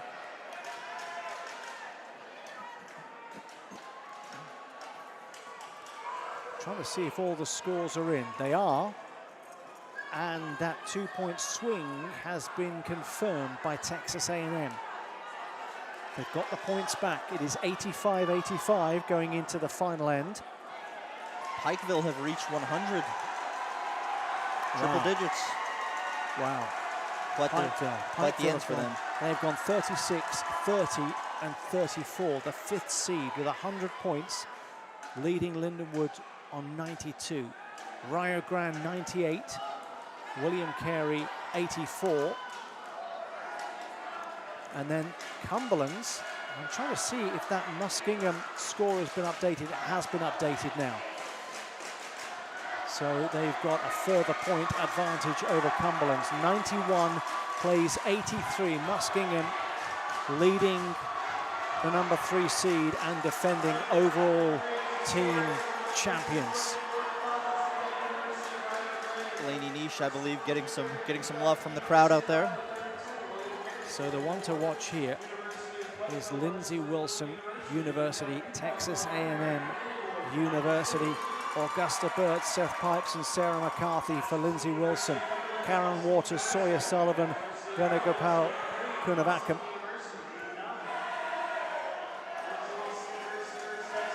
And the volume has increased. So too has the energy. Rio Grande have got a comfortable 14-point lead. Lindsey Wilson and Texas A&M both at 85 as of now. This next end is going to be quite important for those teams. University of the Cumberlands, Jackson Ratajak, Lady Nish, and Sarah Dwin Salyers, who I believe Sarah Dwin was the performed the national anthem. You were going to step in. I think they've got Sarah Dwin. So, and I'm sure you'd have done a wonderful job. But Sarah Dwin was. Thank you for the vote of confidence. She did fantastic. If there was anyone else who could have done it, I'm glad that she got to, because she was fantastic. I hope I'm pronouncing it. It's either Keridwin or so my apologies if I have got that pronunciation wrong. Sarah Dwin, Keridwin, one way or the other. One way or the other, she did an outstanding job with the anthem earlier today. So we're into the final end, and it is the match, the third lane across from where we are, the third box across from where we are. On this near side, we have got Pikeville against Lindenwood, and then next to them we have Cumberland's against Muskingum. Then beyond that, it's the tied match, Lindsey Wilson University and Texas A&M. And then on the far side, far left, we have University of Rio Grande against William Carey University. No shortage of energy from U-Pike out there. Megaphones blasting, face paint dripping a little bit.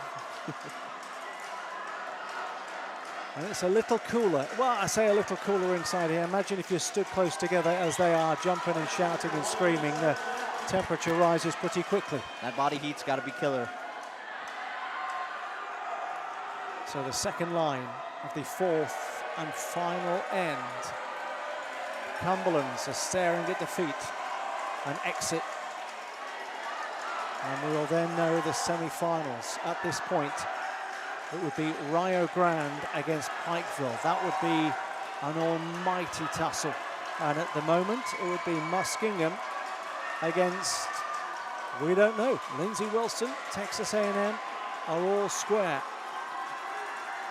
Anybody's match out there at this point, but you've got to be looking at the University of Pikeville right now. The first to hit triple digits, no small feat.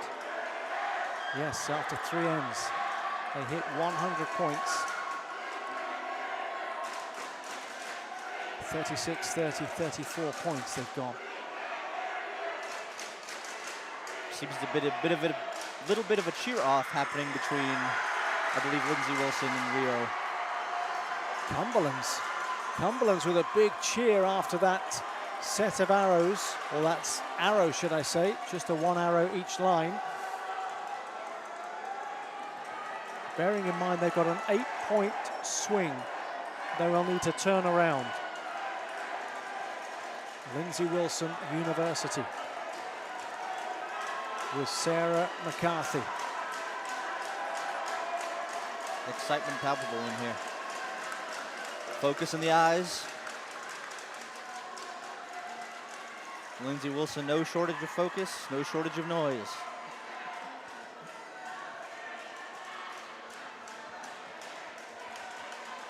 Just getting those final few words. And that must help as well. You've got teammates around you that have maybe just shot the line before. Good to have teammates out there to keep you grounded in this high-stress situation. Rio Grande nearest to the camera. Texas A&M, different matches. And Rio Grande with 1 foot in the semi-finals. Texas A&M with work to do. And it looks like Lindsey Wilson are cheering. There you can see in the background, looks like they feel they've done enough to have toppled Texas A&M. Well, what's the difference? Did they go for a big score? Or would it make any difference? All you can do at this point is just put in as much effort as you can. Rio Grande cheering. It looks like they're through. Texas A&M walking away with arms aloft. We certainly will find out pretty soon. Muskingum with a fist bump against Cumberlands, who had a big cheer a few moments ago, but Muskingum coming back towards their fans, cheering as they do so. They're convinced that they are through. No shortage of excitement from the teams remaining out there, but some of them will have to go. Back to the bleachers, if nothing else. You can see them. Here's you, Pike, once again.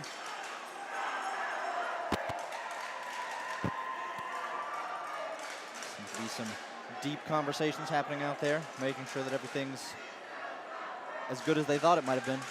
We're going to have a look at the scores in a moment. They're down with those final scores, and we'll know our semi-finalists before too long. I suspect the body language will tell us, and the reaction as they've seen the scores before the official scores when they do come in. I'm trying to look down the lane to give you maybe an early indicator as to who's gone through. That's the quarterfinal matches. Pikeville certainly seem to be hitting some form. So too the University of Rio Grande. They're still scoring. And they're checking the scores as well, which are coming in pretty quickly. I don't mean to laugh. Every time we go back to Rio, I just can't help myself. And there we have Rio Grande going through 130 to 120. Although William Carey came back with a big 36 in that fourth end, it wasn't enough. University of Pikeville, 128, their lowest score of that match, but still enough to win by 18 points against Lindenwood University. Or maybe not. Let's update that. Trying to refresh, because only 18 points, that seems very, very low, but that's what it's saying. So it'll be 128 to 110. Muskingum, 119 to 114. And Texas A&M, let's have a look. Have they gone through? It's saying only 13 points for Lindsay Wilson, but I'm not sure they've fully calculated that. At 34 points for Texas A&M, that's going to be a big ask for Lindsay Wilson. They'd have to have bettered their 3 previous ends. Certainly a strong end from Texas A&M there regardless. I'm trying to see, and it looks like Texas A&M, they are celebrating. There's the Rio Grande crowd. They are confirmed. They are into the semi-finals.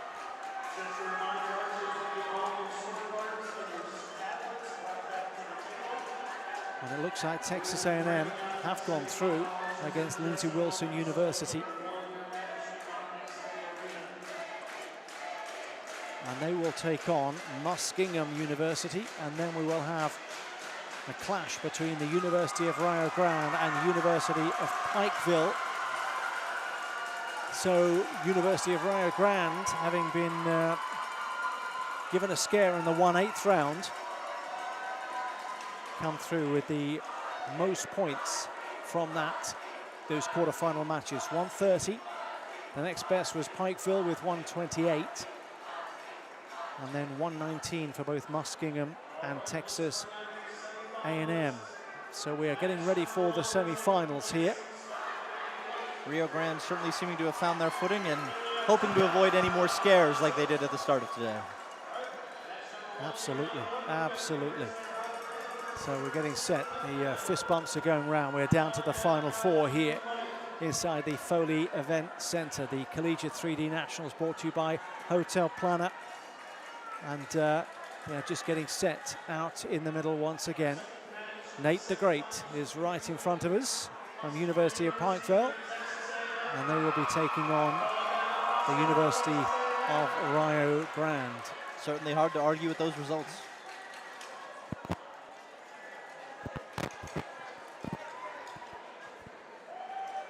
When Matt Stutzman was crowned champion in Paris last year, he became the first armless archer to win Paralympic gold. Richard Fleming caught up with an archer here this week from Kentucky Christian University who was inspired by the Paralympic champion. Joined by Dylan Black from KCU, and people will notice you are the armless archer here this week. Talk about your archery journey, what got you involved, who inspired you, and all of that kind of stuff. Well, so I've actually been shooting since 4th grade in elementary school. My teacher was handing out archery flyers, and for whatever reason, I was like, that looks hard to do. I would like a part of that, and my parents have always been great about, if there's something I want to try and do, they're not going to stop me. They're going to encourage me to try new things and branch out into other options. Anybody that will have seen you this week will have thought, I've seen that before, Matt Stutzman. Yeah. How much of an inspiration was that fella? Well, he's actually where I draw most of my setup from now, because I haven't always shot this way. I had a stand in high school that held the bow, and I shot with a mouth tab, but now I'm actually shooting with my feet and with a trigger release on a harness over my shoulder, and I got all of that from him, and he's just an amazing archer, and I hope to be somewhat like him one day. Well, and that's it. And again, talking to Matt, he will tell you he was the only armless archer, and now his legacy, and he'll take the medals away from all of the accolades, that the one thing that he cherishes most is the fact that there are more armless archers now competing in the top level of archery. Absolutely. And where do you hope the next few years are going to take you? With the Paralympic Games just on the horizon in LA. I'm hoping to just grow as much as I can, use the resources that I've been blessed with to get as best as I can. And if I can inspire other people to join archery, whether they have arms or not, that's my goal. Is I want to show people that, just because you are born differently or just because you have certain limitations doesn't mean you can't shoot for gold, doesn't mean you can't shoot for the stars. And what has it been like this week? What's the experience been like out in the woods? Oh, it's amazing. It's definitely a lot different from what I'm used to. I shot NASP, and so it's all indoor, but being out in the wilderness, I love it. It's amazing. And where are you? You talked about the adjustment. Where are you in that adjustment of the setup that you have? Well, I'm definitely not great yet. I'm still adjusting to how different everything is. I'm having to completely relearn how to shoot, and I've been shooting this way for about 2 months now, and I'd say I'm getting there. Definitely not great, but I can definitely improve. And where does that inner drive come from? You say your parents have never put any obstacles. I'd love to know what the teacher's reaction was when you said, archery, yeah, I'll give that a go. When I went into the tryouts for archery, they looked at each other and like, how on earth are we going to do this? You know, but they didn't let that stop them. They put their heads together and they came up with a solution. And what about the next year or so? Collegiate, obviously the collegiate program.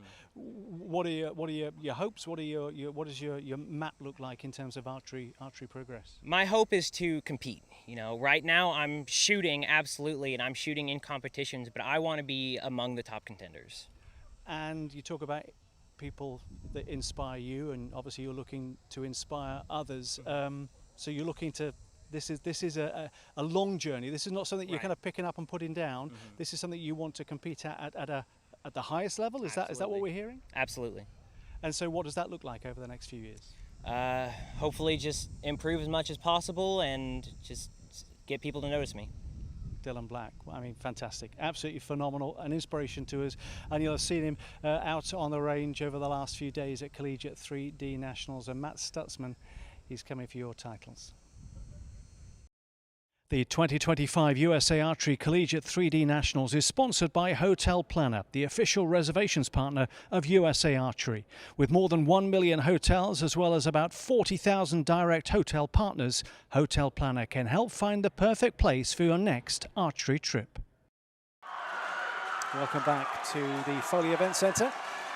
Great work from Dylan Black, and a real inspiration there from Kentucky Christian University. And Inspirational drew inspiration also from Matt Stutzman.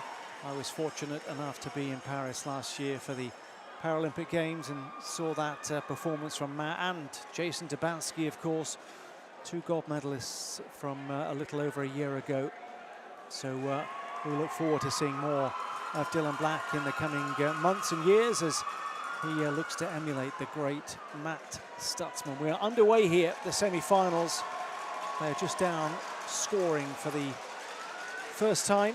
End number 1, just to remind you, University of Rio Grande are taking on Pikeville, University of Pikeville, and then it's Muskingum University against Texas A&M. And there we see the Texas A&M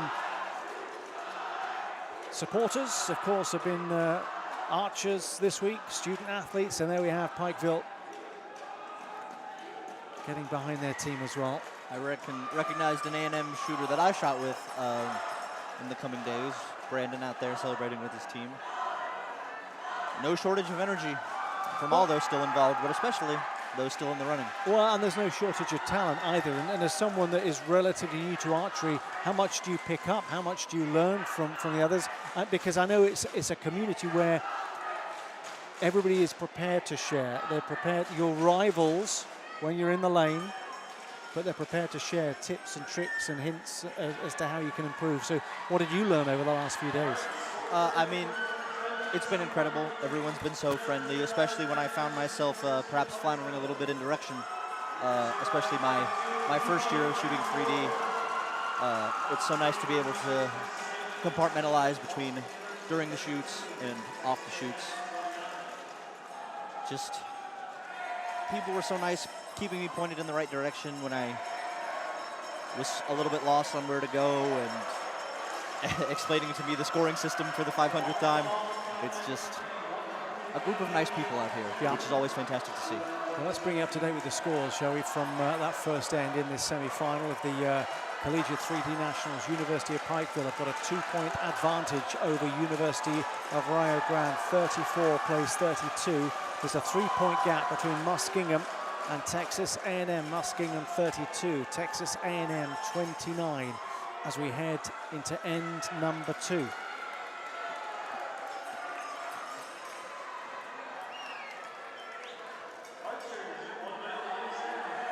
Sawyer Sullivan, who has been in some tense situations on the World Cup team for the United States. He's also competed at the World Youth Championships as well, a medalist at the World Youth Championships in Limerick a couple of years ago.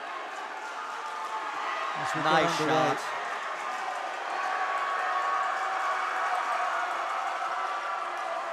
Well, this is where we're going to get down to some really tidy shooting.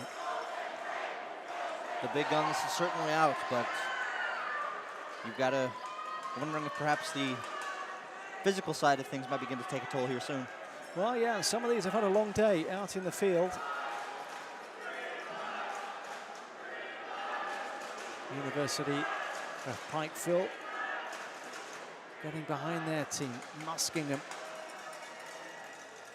3-point advantage over Texas A&M. That Muskingum shooter you see right there in the front of the line, another archer I've shot with on multiple occasions, and a very nice fellow. And Kylie just over his shoulder there on the left-hand side.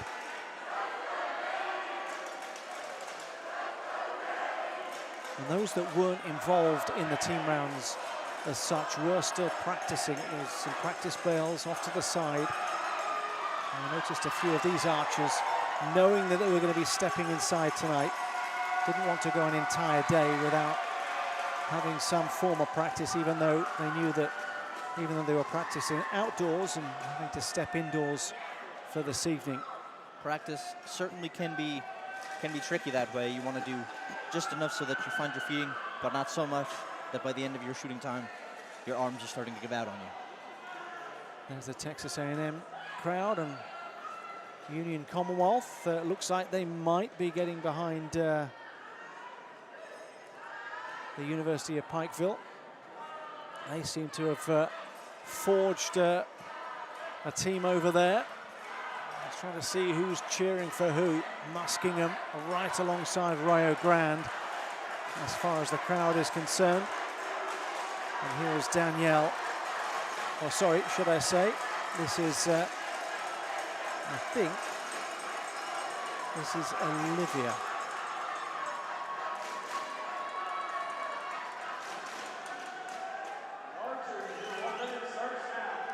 The 1 minute begins now. 1 minute to get one arrow away, which it does seem a long time, but you start to get the jitters and you have to put down and reset. Form has to be good out there, especially under a time limit. 2 points the difference between Rio Grande and Pikeville. 3 points the difference between Muskingum and Texas A&M. This is the semi-finals. This will decide who will go on to contest the gold medal match and who will contest the bronze medal match. One end changes everything. Let's see what happens. The mixed equipment round. The 2025 Hotel Plaza USA Archery Nicely Collegiate done. 3D Nationals. And there we have the reaction from University of Pikeville. Those are the kind of gambles that pay off. A 14, if I'm not mistaken. Quite the shot. I believe I ended up shooting a 14 outside on one of the 3D targets out there, but of course not in play during those times. Well, the fact that you know that you can do it. The precedent has been set. Just go out and do it when it matters. Indeed. This is the second end, and it's all getting a bit too much for some of the Pikeville supporters. The heat from all that energy bursting about out there. And still no shortage of energy.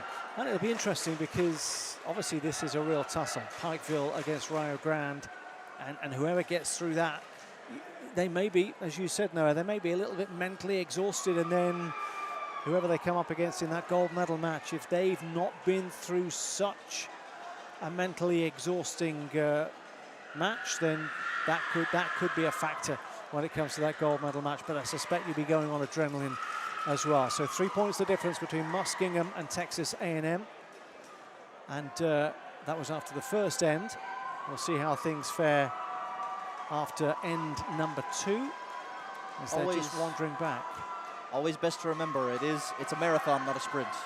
Yes. By the time you reach the end, you've got to still have enough energy to keep on going. I'm looking beyond, because I'm looking at them coming back, see if I can see any reaction. I'm just going to refresh the computer here. 66-65, Rio Grande have turned that one around from a 2-point deficit to a 1-point gain. 34 points for Rio Grande, 31 for Pikeville, so they needed that big score at the end. And in the other match, 28 points for Texas A&M, Muskingum with only 23 off the back of a 32 to open, so it's 57-55. So that one has turned around as well. As you've been saying all along, Noah, just one arrow can be the difference. Muskegon and Texas A&M now making their way back. Lindsey Wilson and U-Pike now congregating and in between each other. The energy reserves over there are through the roof.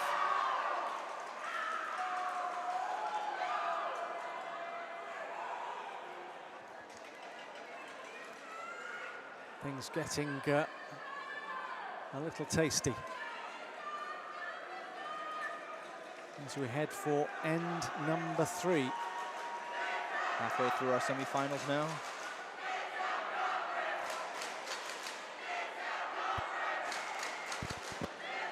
We've heard from Ashley Teal at Colorado Mesa University, one of 3 new schools competing at the Collegiate 3D Nationals. Richard Fleming tracked down one of the other schools making their debut here in Foley. I'm joined by John McEachin from Missouri Valley College, and we've heard the stories of the new colleges, the new programs here this year at Collegiate 3D Nationals. Tell us the story behind your program and why you decided to make your debut this year. Okay, pretty much what we had, we started shotgun sports, shooting sports back in 16 or 17. Had a young man in town that signed up for shooting sports, but he was archery. And he shot for us for 4 years. He's a 2-time All-American USA Archery Outdoor. And our new president kept seeing his brick in our All-American Plaza. And he was asking questions about it. He said, well, who coached him? I said, well, I did. He goes, well, why don't we have an archery team? I said, well, you need to talk to the AD. I'm an assistant AD. He goes, well, can't you tell me? I said, he told us not to recruit anymore. So it spurned from that, and long story short, they took a year of conversation and then decided to start it. Last year we actually shot indoor nationals at Yankton and did fairly well. And then this year we shot well enough that I felt like our kids were ready to come down here and see what the experience would be here at 3D Nationals.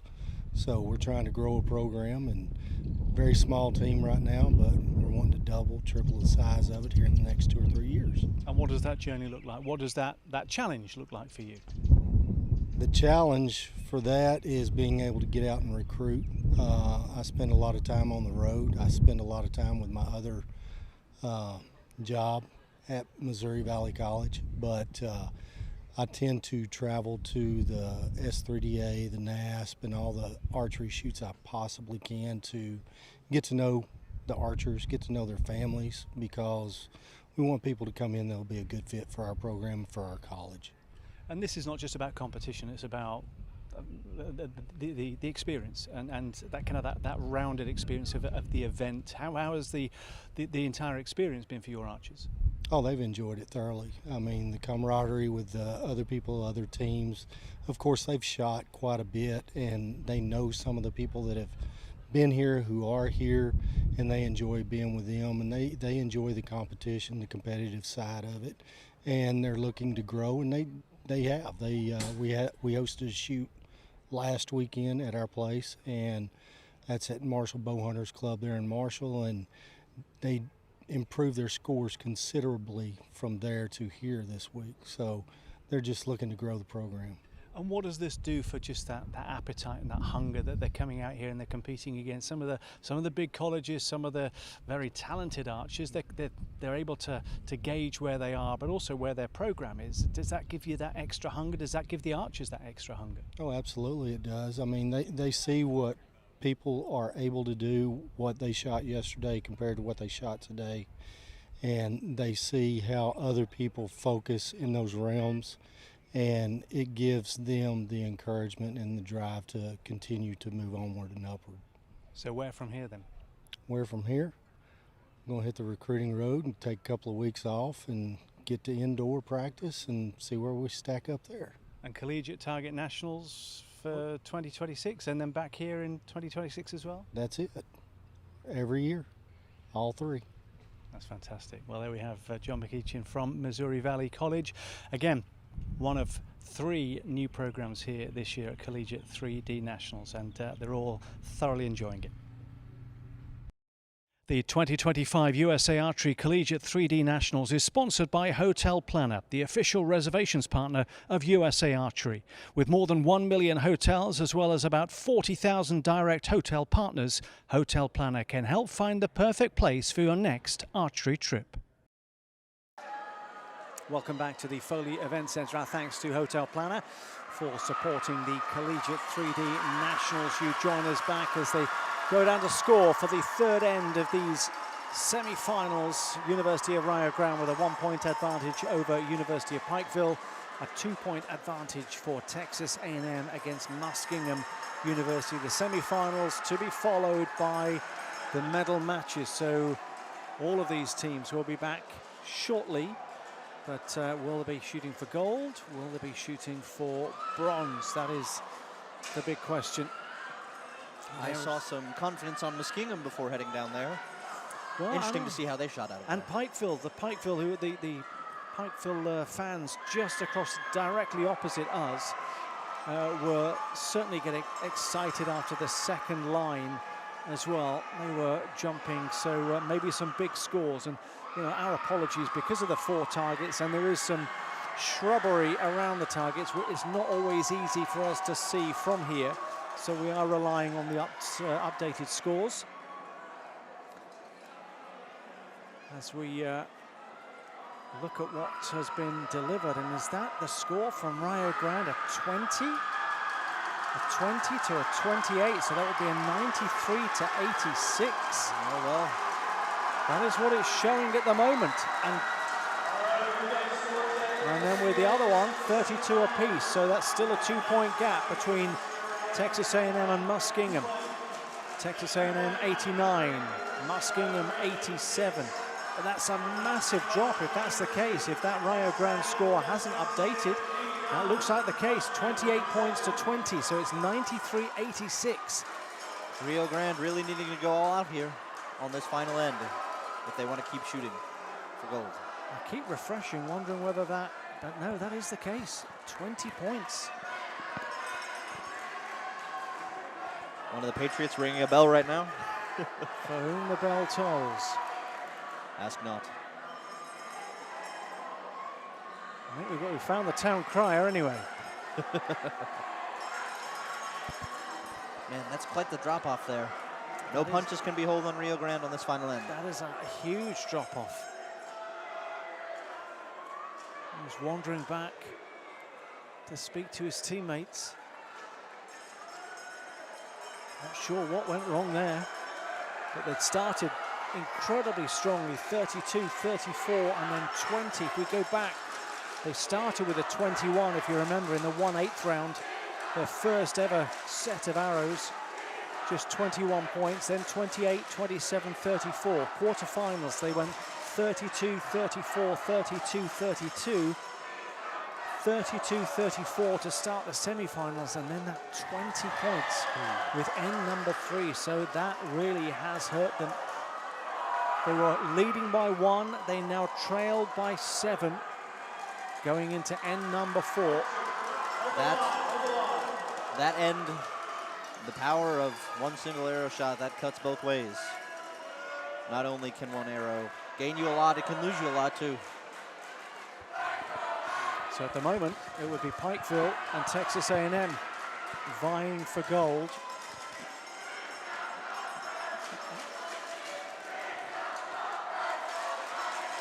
And Pikeville have certainly made themselves heard. We've got some dueling chants going on out here.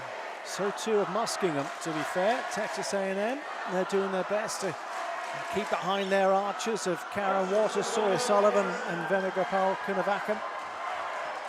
Kylie Brookover, Wesley Ellsworth and Calvin Bartolin and Muskingum. There we see them. There's Kylie at the front.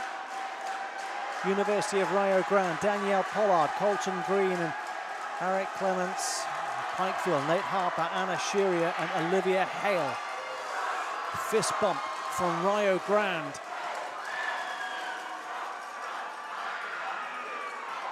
I believe that was from Colton.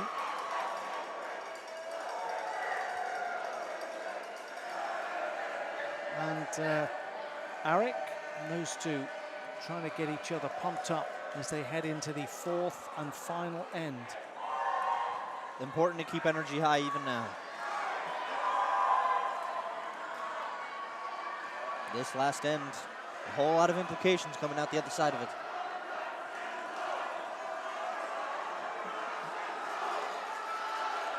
Linden would have stuck around alongside Texas A&M. And of course, there are awards to be presented at the end. The individual awards, the team awards, the overall team award, which I suspect will be heading the way of Rio Grande.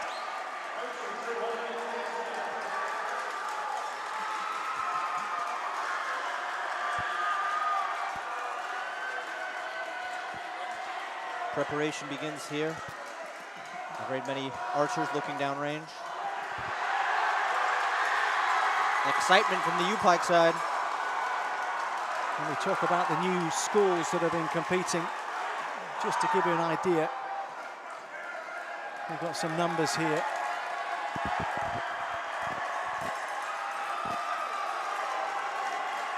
Noise springing up on all sides of this center right now. And look at these numbers here. This is the Collegiate 3D Nationals. The numbers since it first started in 2017, just 73 archers. 2018, that was when University of the Cumberlands came in, 335. Of course, there was a drop-off around COVID, 208. Last year was a record, and it's just grown steadily ever since. And this year, look at that in red, 2025, the Hotel Planner Collegiate 3D Nationals, 481 athletes competing this week. 3 new schools, we've heard from 2 of them, and so that really is a tremendous indicator as to the health of the collegiate program. You can go to usarchery.org for more details if you're looking to start a club, a program within your college. And we'd love to see you here next year. We'd love to see you at the Collegiate Target Nationals, graduation aside, in Lansing, Michigan. You think you could very easily see us reaching numbers to 500 next year? Yeah, absolutely. We would love to hit that 500 barrier. And again, when people see this, and this is why it's so important to showcase this, not just for the quality of the archery itself, but also the experience and the atmosphere around, because these supporters really make this event. And we can see up the top as well, there's family and friends that have been here all week, and they've been out cheering on the archers and supporting them. So it really is a phenomenal atmosphere.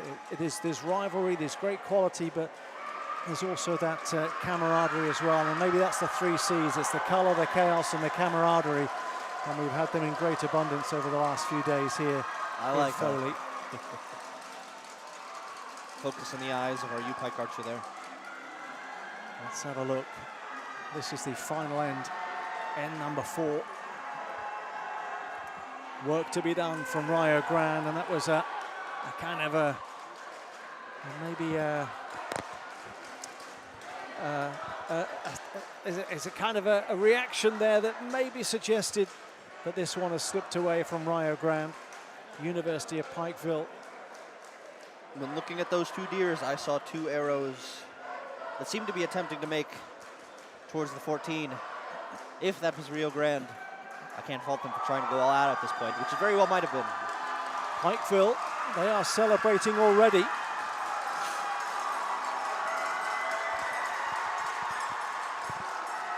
They're trying to strain to get a better view. And we'll see shortly, because I suspect the University of Pikeville archers will react. And then, whether it's Texas A&M or Muskingum, there was just 2 points separating them. That was a big ask for Rio Grande. 7 points the difference. That third end really hurt them with the 8-point swing. Seemingly all the way from Cumberland's to Lindsey Wilson, seeming to back Pike out there. Of course, Let's see if they get good news. Against Rio Grande. So they are just refreshing the scores. Looking to get the reaction. 32 played 38. So close. So close. University of Rio Grande gave it a real good go with 38 points in that final end. Pikeville with 32, so it ended Pikeville 125. University of Rio Grande 124. An incredible attempt at a comeback from Rio there, but just not quite enough, down by 1. That end number 3 really hurt them. And tremendous from the University of Pikeville.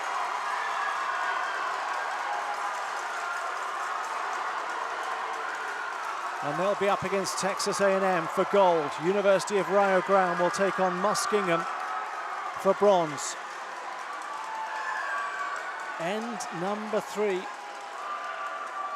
That will sting. That will sting. I suspect if, as expected, they walk away with the overall team championship, it will not sting for too long.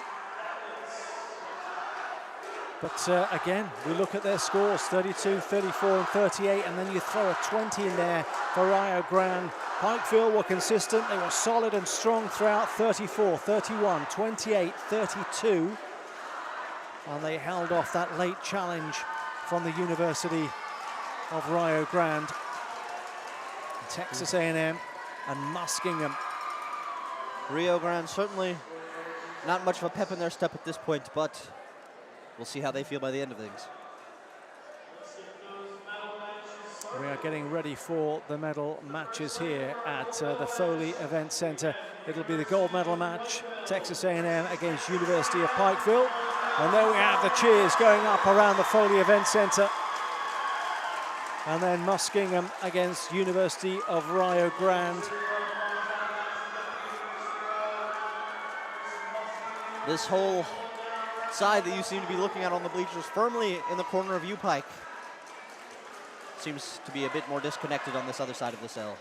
Well, before we join the action, and we will come back as these medal matches get underway, I want to take you back a few days, over the last few days. Of course, we are indoors here inside the Foley Event Center, but we have been outdoors for the last couple of days. And just to give you a sense of what that looked like, let's take you back to some of the highlights.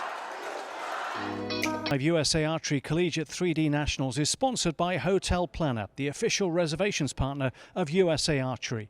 With more than 1 million hotels as well as about 40,000 direct hotel partners, Hotel Planner can help find the perfect place for your next archery trip. Welcome back to the Foley Event Center indoors.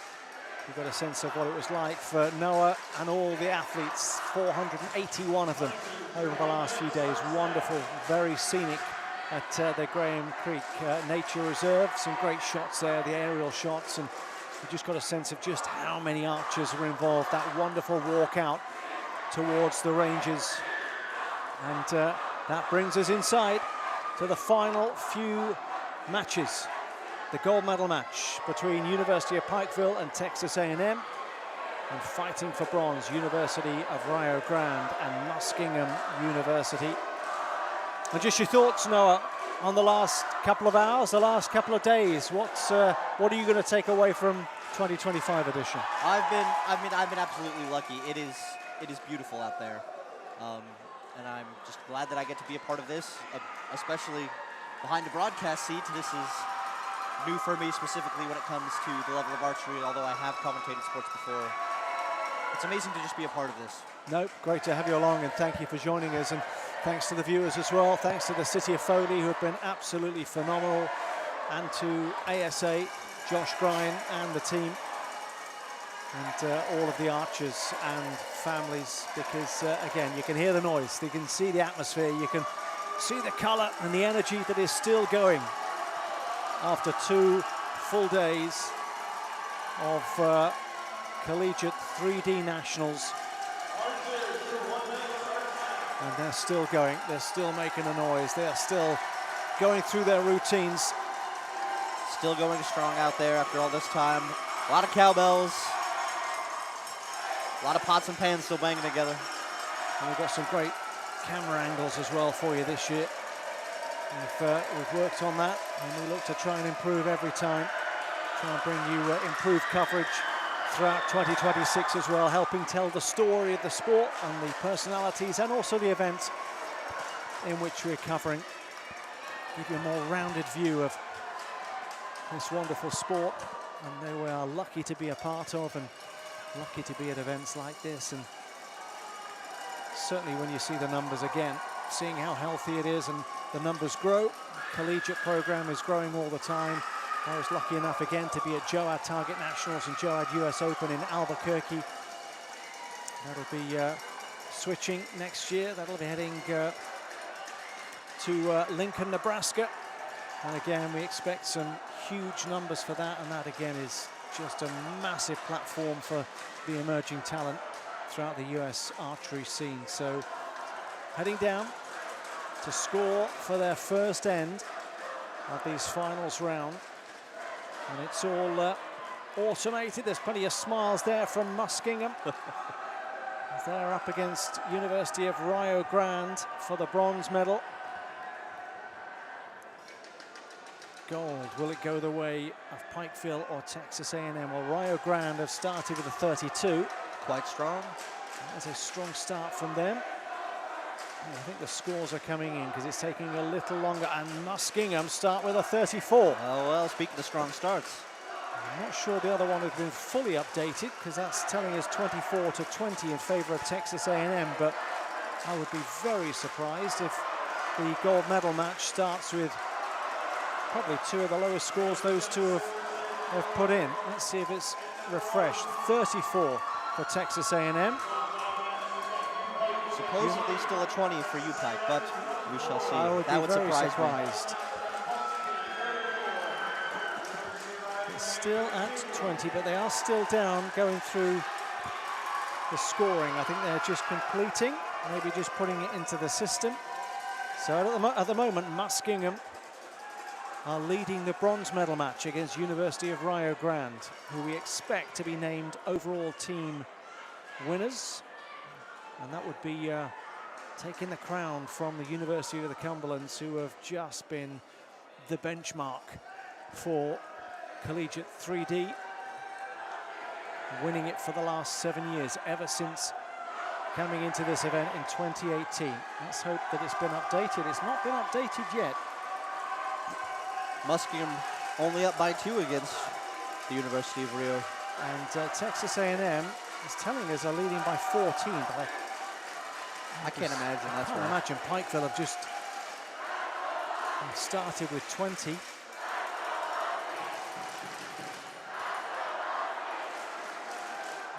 Rio Grande are ready to go.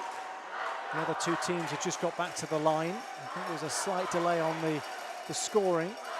28, so 34-28. That is still a sizable lead, though, for Texas A&M, 6 points. But as we said before, and we'll say it again, that lead can quickly disappear. This is very much different to target archery. One end, 3 arrows can make all the difference. Each archer with just the one arrow, and they've got to make sure that it is absolutely top quality. A fixed gaze there for Kylie Brookover.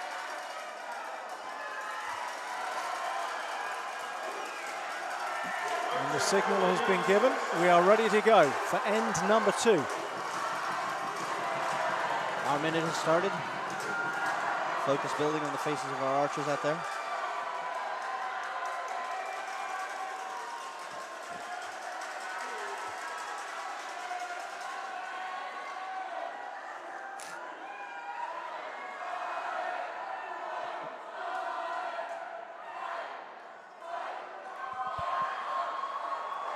I think a fair few of these are going to sleep well tonight. I may count myself among them. The energy, they must be absolutely exhausted. Going to be a lot of sore throats come tomorrow. I imagine so. I believe one of our teams with the cooking equipment has created a hole in a cookie sheet after banging on it so many times. I see, yes, just across the way. Still trying her best to make as much noise as she can, even though she's split it completely. Still making it work though. The second line, and they've been given the go-ahead. Texas A&M on the left, with Karen Waters, Texas A&M in the background. Splitting the back half of that wolf. This is the bronze medal match that you are looking at. University of Rio Grande Nice and shot. Muskingum. Couple of nice shots there on those Wolverines. There was a match in the team rounds earlier today where 5 out of the 6 archers hit the 12. I think it was Lindenwood. You couldn't get a tighter grouping than they had. I was about to say, I don't think you could fit many more arrows in the 12 other than that. It was superb. So 2 points separating Muskingum and Rio Grande in the bronze medal match. 6 points separating Texas A&M, leading University of Pikeville, who have work to do. But we have seen bigger leads let slip over the course of the last couple of hours. Rio Grande certainly with an interesting trajectory overall this time. Interesting to see how U-Pike does at the end of this end.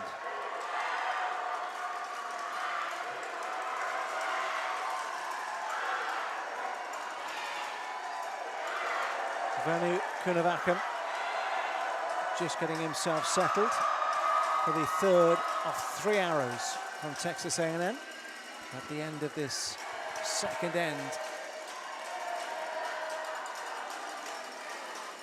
There's that wolf, precariously balanced between its end sticking out just a tad. So if you were with us earlier, you would have heard Josh Grime from ASA giving us the point system. Any part of the body outside of the rings is 5 points. The inner, the larger circle, the larger ring, that is 8 points. And then you've got a 10-point ring and a 12-point and even a 14 in the top left-hand corner. You can just see it on the body of the wolf there. And, I believe someone might have almost tripped just there. There you go, keep making sure things are safe. so they go down to score for the second end. We'll have those scores with you shortly. The gold medal matches, or the gold medal match and the bronze medal match. Red Storm of Rio Grande, 2 points adrift of Muskingum, looking to finish strongly.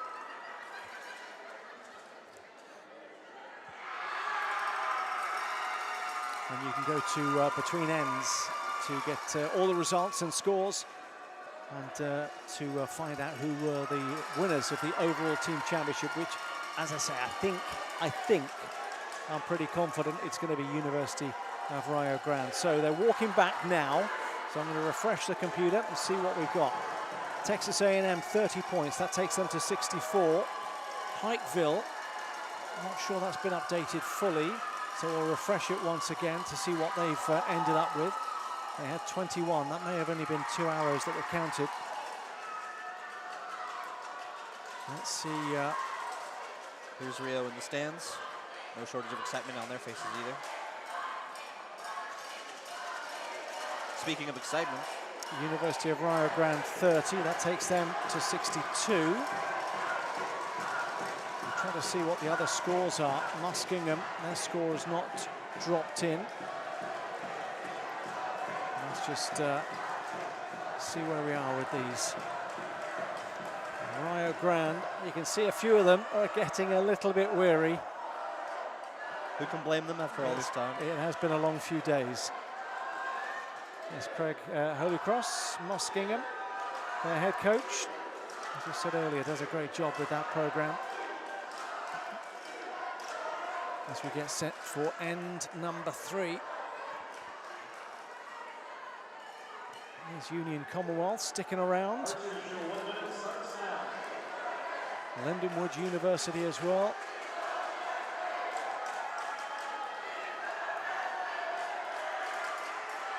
We'll keep you posted on the latest scores as we head into end number 3. Rio Grande getting themselves pumped up. University of Pikeville. Absolute focus on the face of New Pike.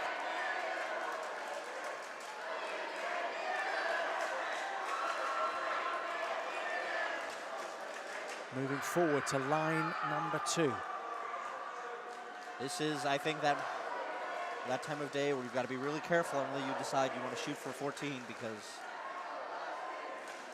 just a little bit of anything going wrong, and that could easily turn into an 8 or even a 5. And after all this time, people are bound to be feeling it.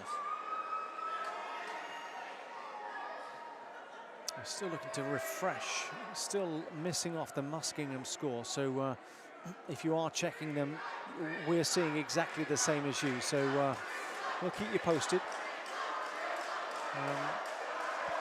once they do drop in. But it's telling us 21 points from that second end for University of Pikeville, which would leave them with 49 and Texas A&M with 64, a 15-point gap. And that would be a really tough one to turn around, even with the scoring system we have with 3D. They're on the second line. And Karen Waters turns round to her teammates right at the back of the room. There is Nate Harper. No shortage of excitement from the Texas A&M crowd right now.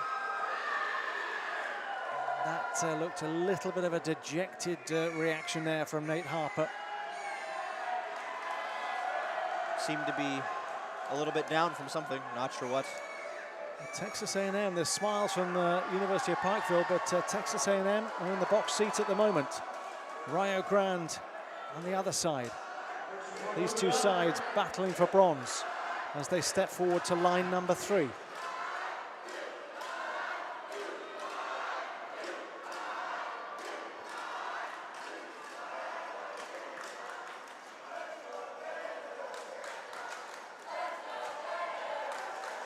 They normally give out the medals in the team rounds and individual class shoot down at the Graham Creek Nature Reserve, or certainly some of the awards.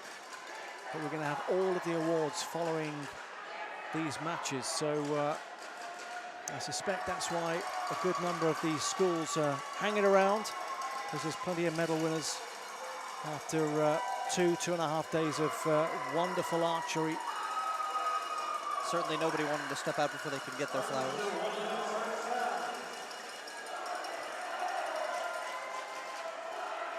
Line number 3 of end number 3 of the medal matches. Texas A&M appear to be in the box seat against University of Pikeville, and you can just see from the body language as well. The team on the left seem to have their shoulders a little higher.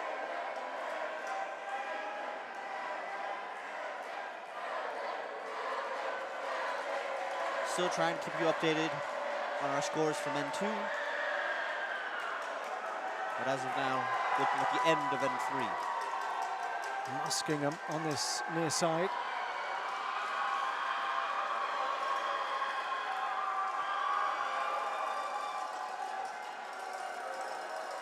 Trying to get to grips with the score. I think they may have had a little glitch with the system, so our apologies on that.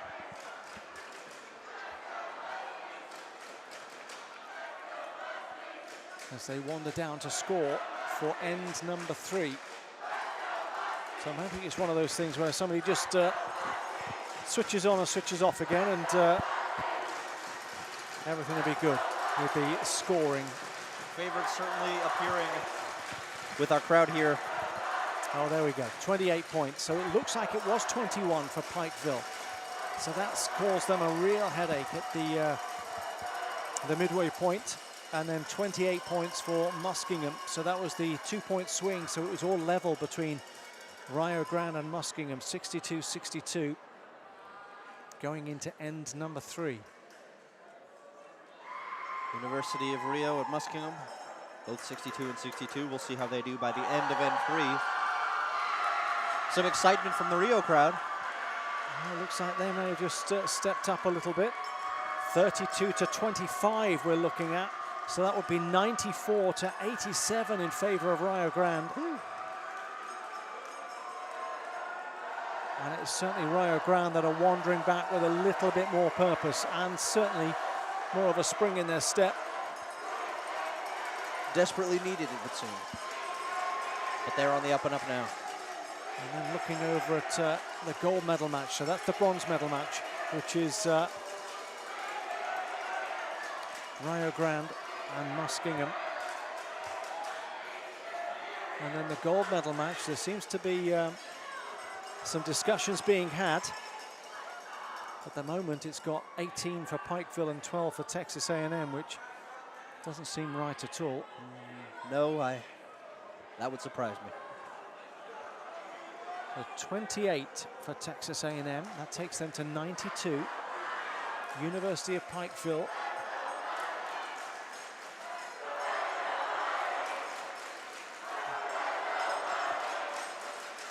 just waiting for their score to update. They started with a 28. They seem quite excited coming back. I highly doubt that 18 is their total score. If that is the case, it's 92 plays 67, and even with the scoring system as it is, that would be a huge mountain for Pikeville to climb.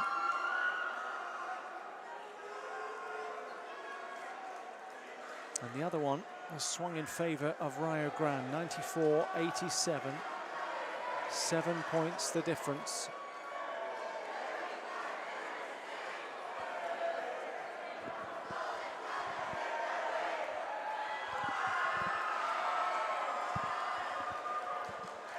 I think they've basically reset the tablet for Pikeville. So let's see if that does update the scores.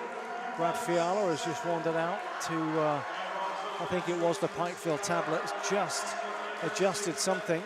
So maybe that updates the scores. We'll give it a few seconds, because those seem two very low scores, bearing in mind what Pikeville have been doing.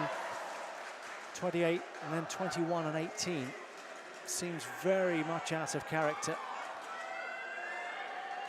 Pretty soon the start of end 4 here. All the marbles on the line.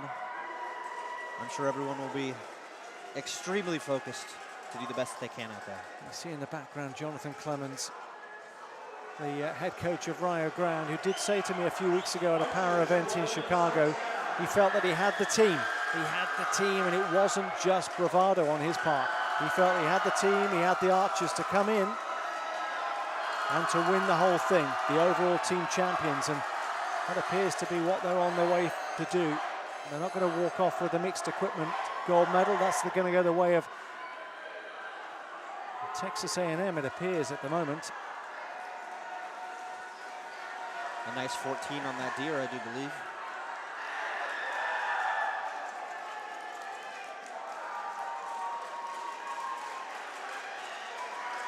It's Rio Grande waiting for Kylie Brookover for Muskingum. The 7-point gap to make up.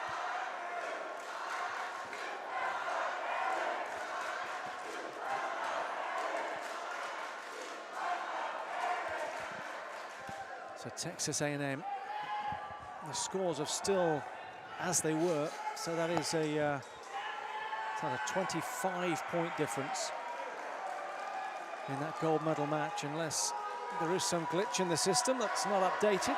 And if that is the case, then it appears it's Texas A&M's to lose. Quite the uphill battle, if that is correct, for Pikeville going forward. Our 1 minute starts, as does end 4 of the final round. And line number 2. So this is fixed pins. Nate Harper, Karen Waters, Pikeville and Texas A&M. Real close to the 14 on that deer, but no cigar, I do believe.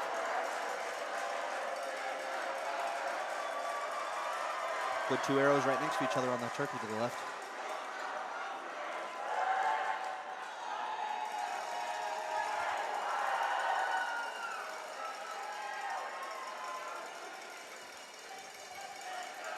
We don't see this. We really don't see this. The atmosphere, the crowd, and the noise in a lot of our events.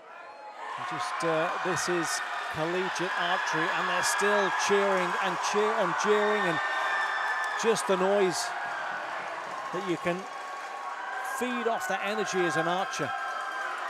No signs of slowing down even here at the end. The energy in this place, high as high can be.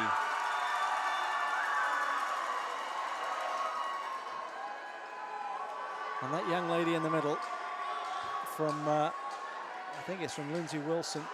Yes. Yeah. Holding She the Muskingum mascot up high. did not stop from start to finish today. And if I was a teammate, if I was shooting on her team, absolutely the person you want in your corner. And so many of the schools have a number of those. And there you can see she took the wind out of her a little bit. Can't blame her. Maybe a step too far. Go and get a warm tea or something. Green tea works wonders on the throat. Yeah, just as I mentioned it, Best to keep in mind. She almost kind of run out of steam, but she's going again. She's going again, bless her. But yeah, just one of a number of supporters that are just fantastic, fanatical, getting behind their teammates and giving them a real lift as we edge towards the end of what has been a phenomenal 2025 Hotel Planner Collegiate 3D Nationals. Thank you to USA Archery and ASA and the City of Foley. Again, fantastic hosts. We'll be back again next year. Real close grouping there on that left ear. Everyone taking a shot at that 14. It's now or never. Texas A&M looks like it's been confirmed over on that far side, even before they've gone down to do the official scoring. What about on this near side? Rio Grande against Muskingum. They're going to go down to do the scoring. Looks like the fist bump was with enough energy from Rio Grande that suggested they have done enough to capture bronze. And Texas A&M will take gold. University of Pikeville will take silver in the mixed equipment rounds. It's only in between rounds you just are able to hear yourself think. Now that we've seemed to have all of our shooting out of the way, the atmosphere quite tense, waiting for an answer on how this will all shake out. Well, we'll see. They're down doing the final bit of scoring, but I think we've got a sense of which way the medals are going. Texas A&M with a massive advantage going into that fourth end against University of Pikeville, and it appears that University of Rio Grande have done enough to get the bronze ahead of Muskingum University. There's Karen slapping Venno on the back. Sawyer Sullivan with the congratulations. And it looks like gold medal is going the way of Texas A&M. And there we have Rio Grande's supporters cheering as they're confirmed as the bronze medal winners. 122 Texas A&M, 94 University of Pikeville. So gold medal to Texas A&M, silver to University of Pikeville, and the University of Rio Grande, 124 to 119, winning over Muskingum University. So University of Rio Grande with the bronze, and I believe they will be crowned the overall team champions for the first time in only their second year as an archery program under Jonathan Clemens. Well, Noah, just sum up the last few days, sum up the last few hours, and what you're looking forward to coming back next year. I mean, my excitement cannot be overstated. It's been great getting to be out here and shoot in this lovely part of the country, meet so many fantastic people, and get to know better my amazing team. And my experience is hardly a one and done. All of us out here feeling similar emotions, whether we walk away with an award or not. Just excited to be here now and excited to be here later. Fantastic. Well, Noah, thank you so much for your time. Safe travels back. That's about it from the Foley Event Center. We leave with Texas A&M as the gold medal winners for the mixed equipment team round. But it looks like the University of Rio Grande will walk off with the overall team championship title. They are celebrating away to the right. Our thanks to the City of Foley. Our thanks to the archers and the staff, the officials, the volunteers, and the family and friends. And also thanks to you for watching. We'll be back in 2026 with much more archery, many more stories, and we hope you can join us. From the Foley Event Center for 2025, from the Collegiate 3D Nationals, brought to you by Hotel Planner, it's goodbye for now. The 2025 USA Archery Collegiate 3D Nationals is sponsored by Hotel Planner, the official reservations partner of USA Archery. With more than 1 million hotels as well as about 40,000 direct hotel partners, Hotel Planner can help find the perfect place for your next archery trip.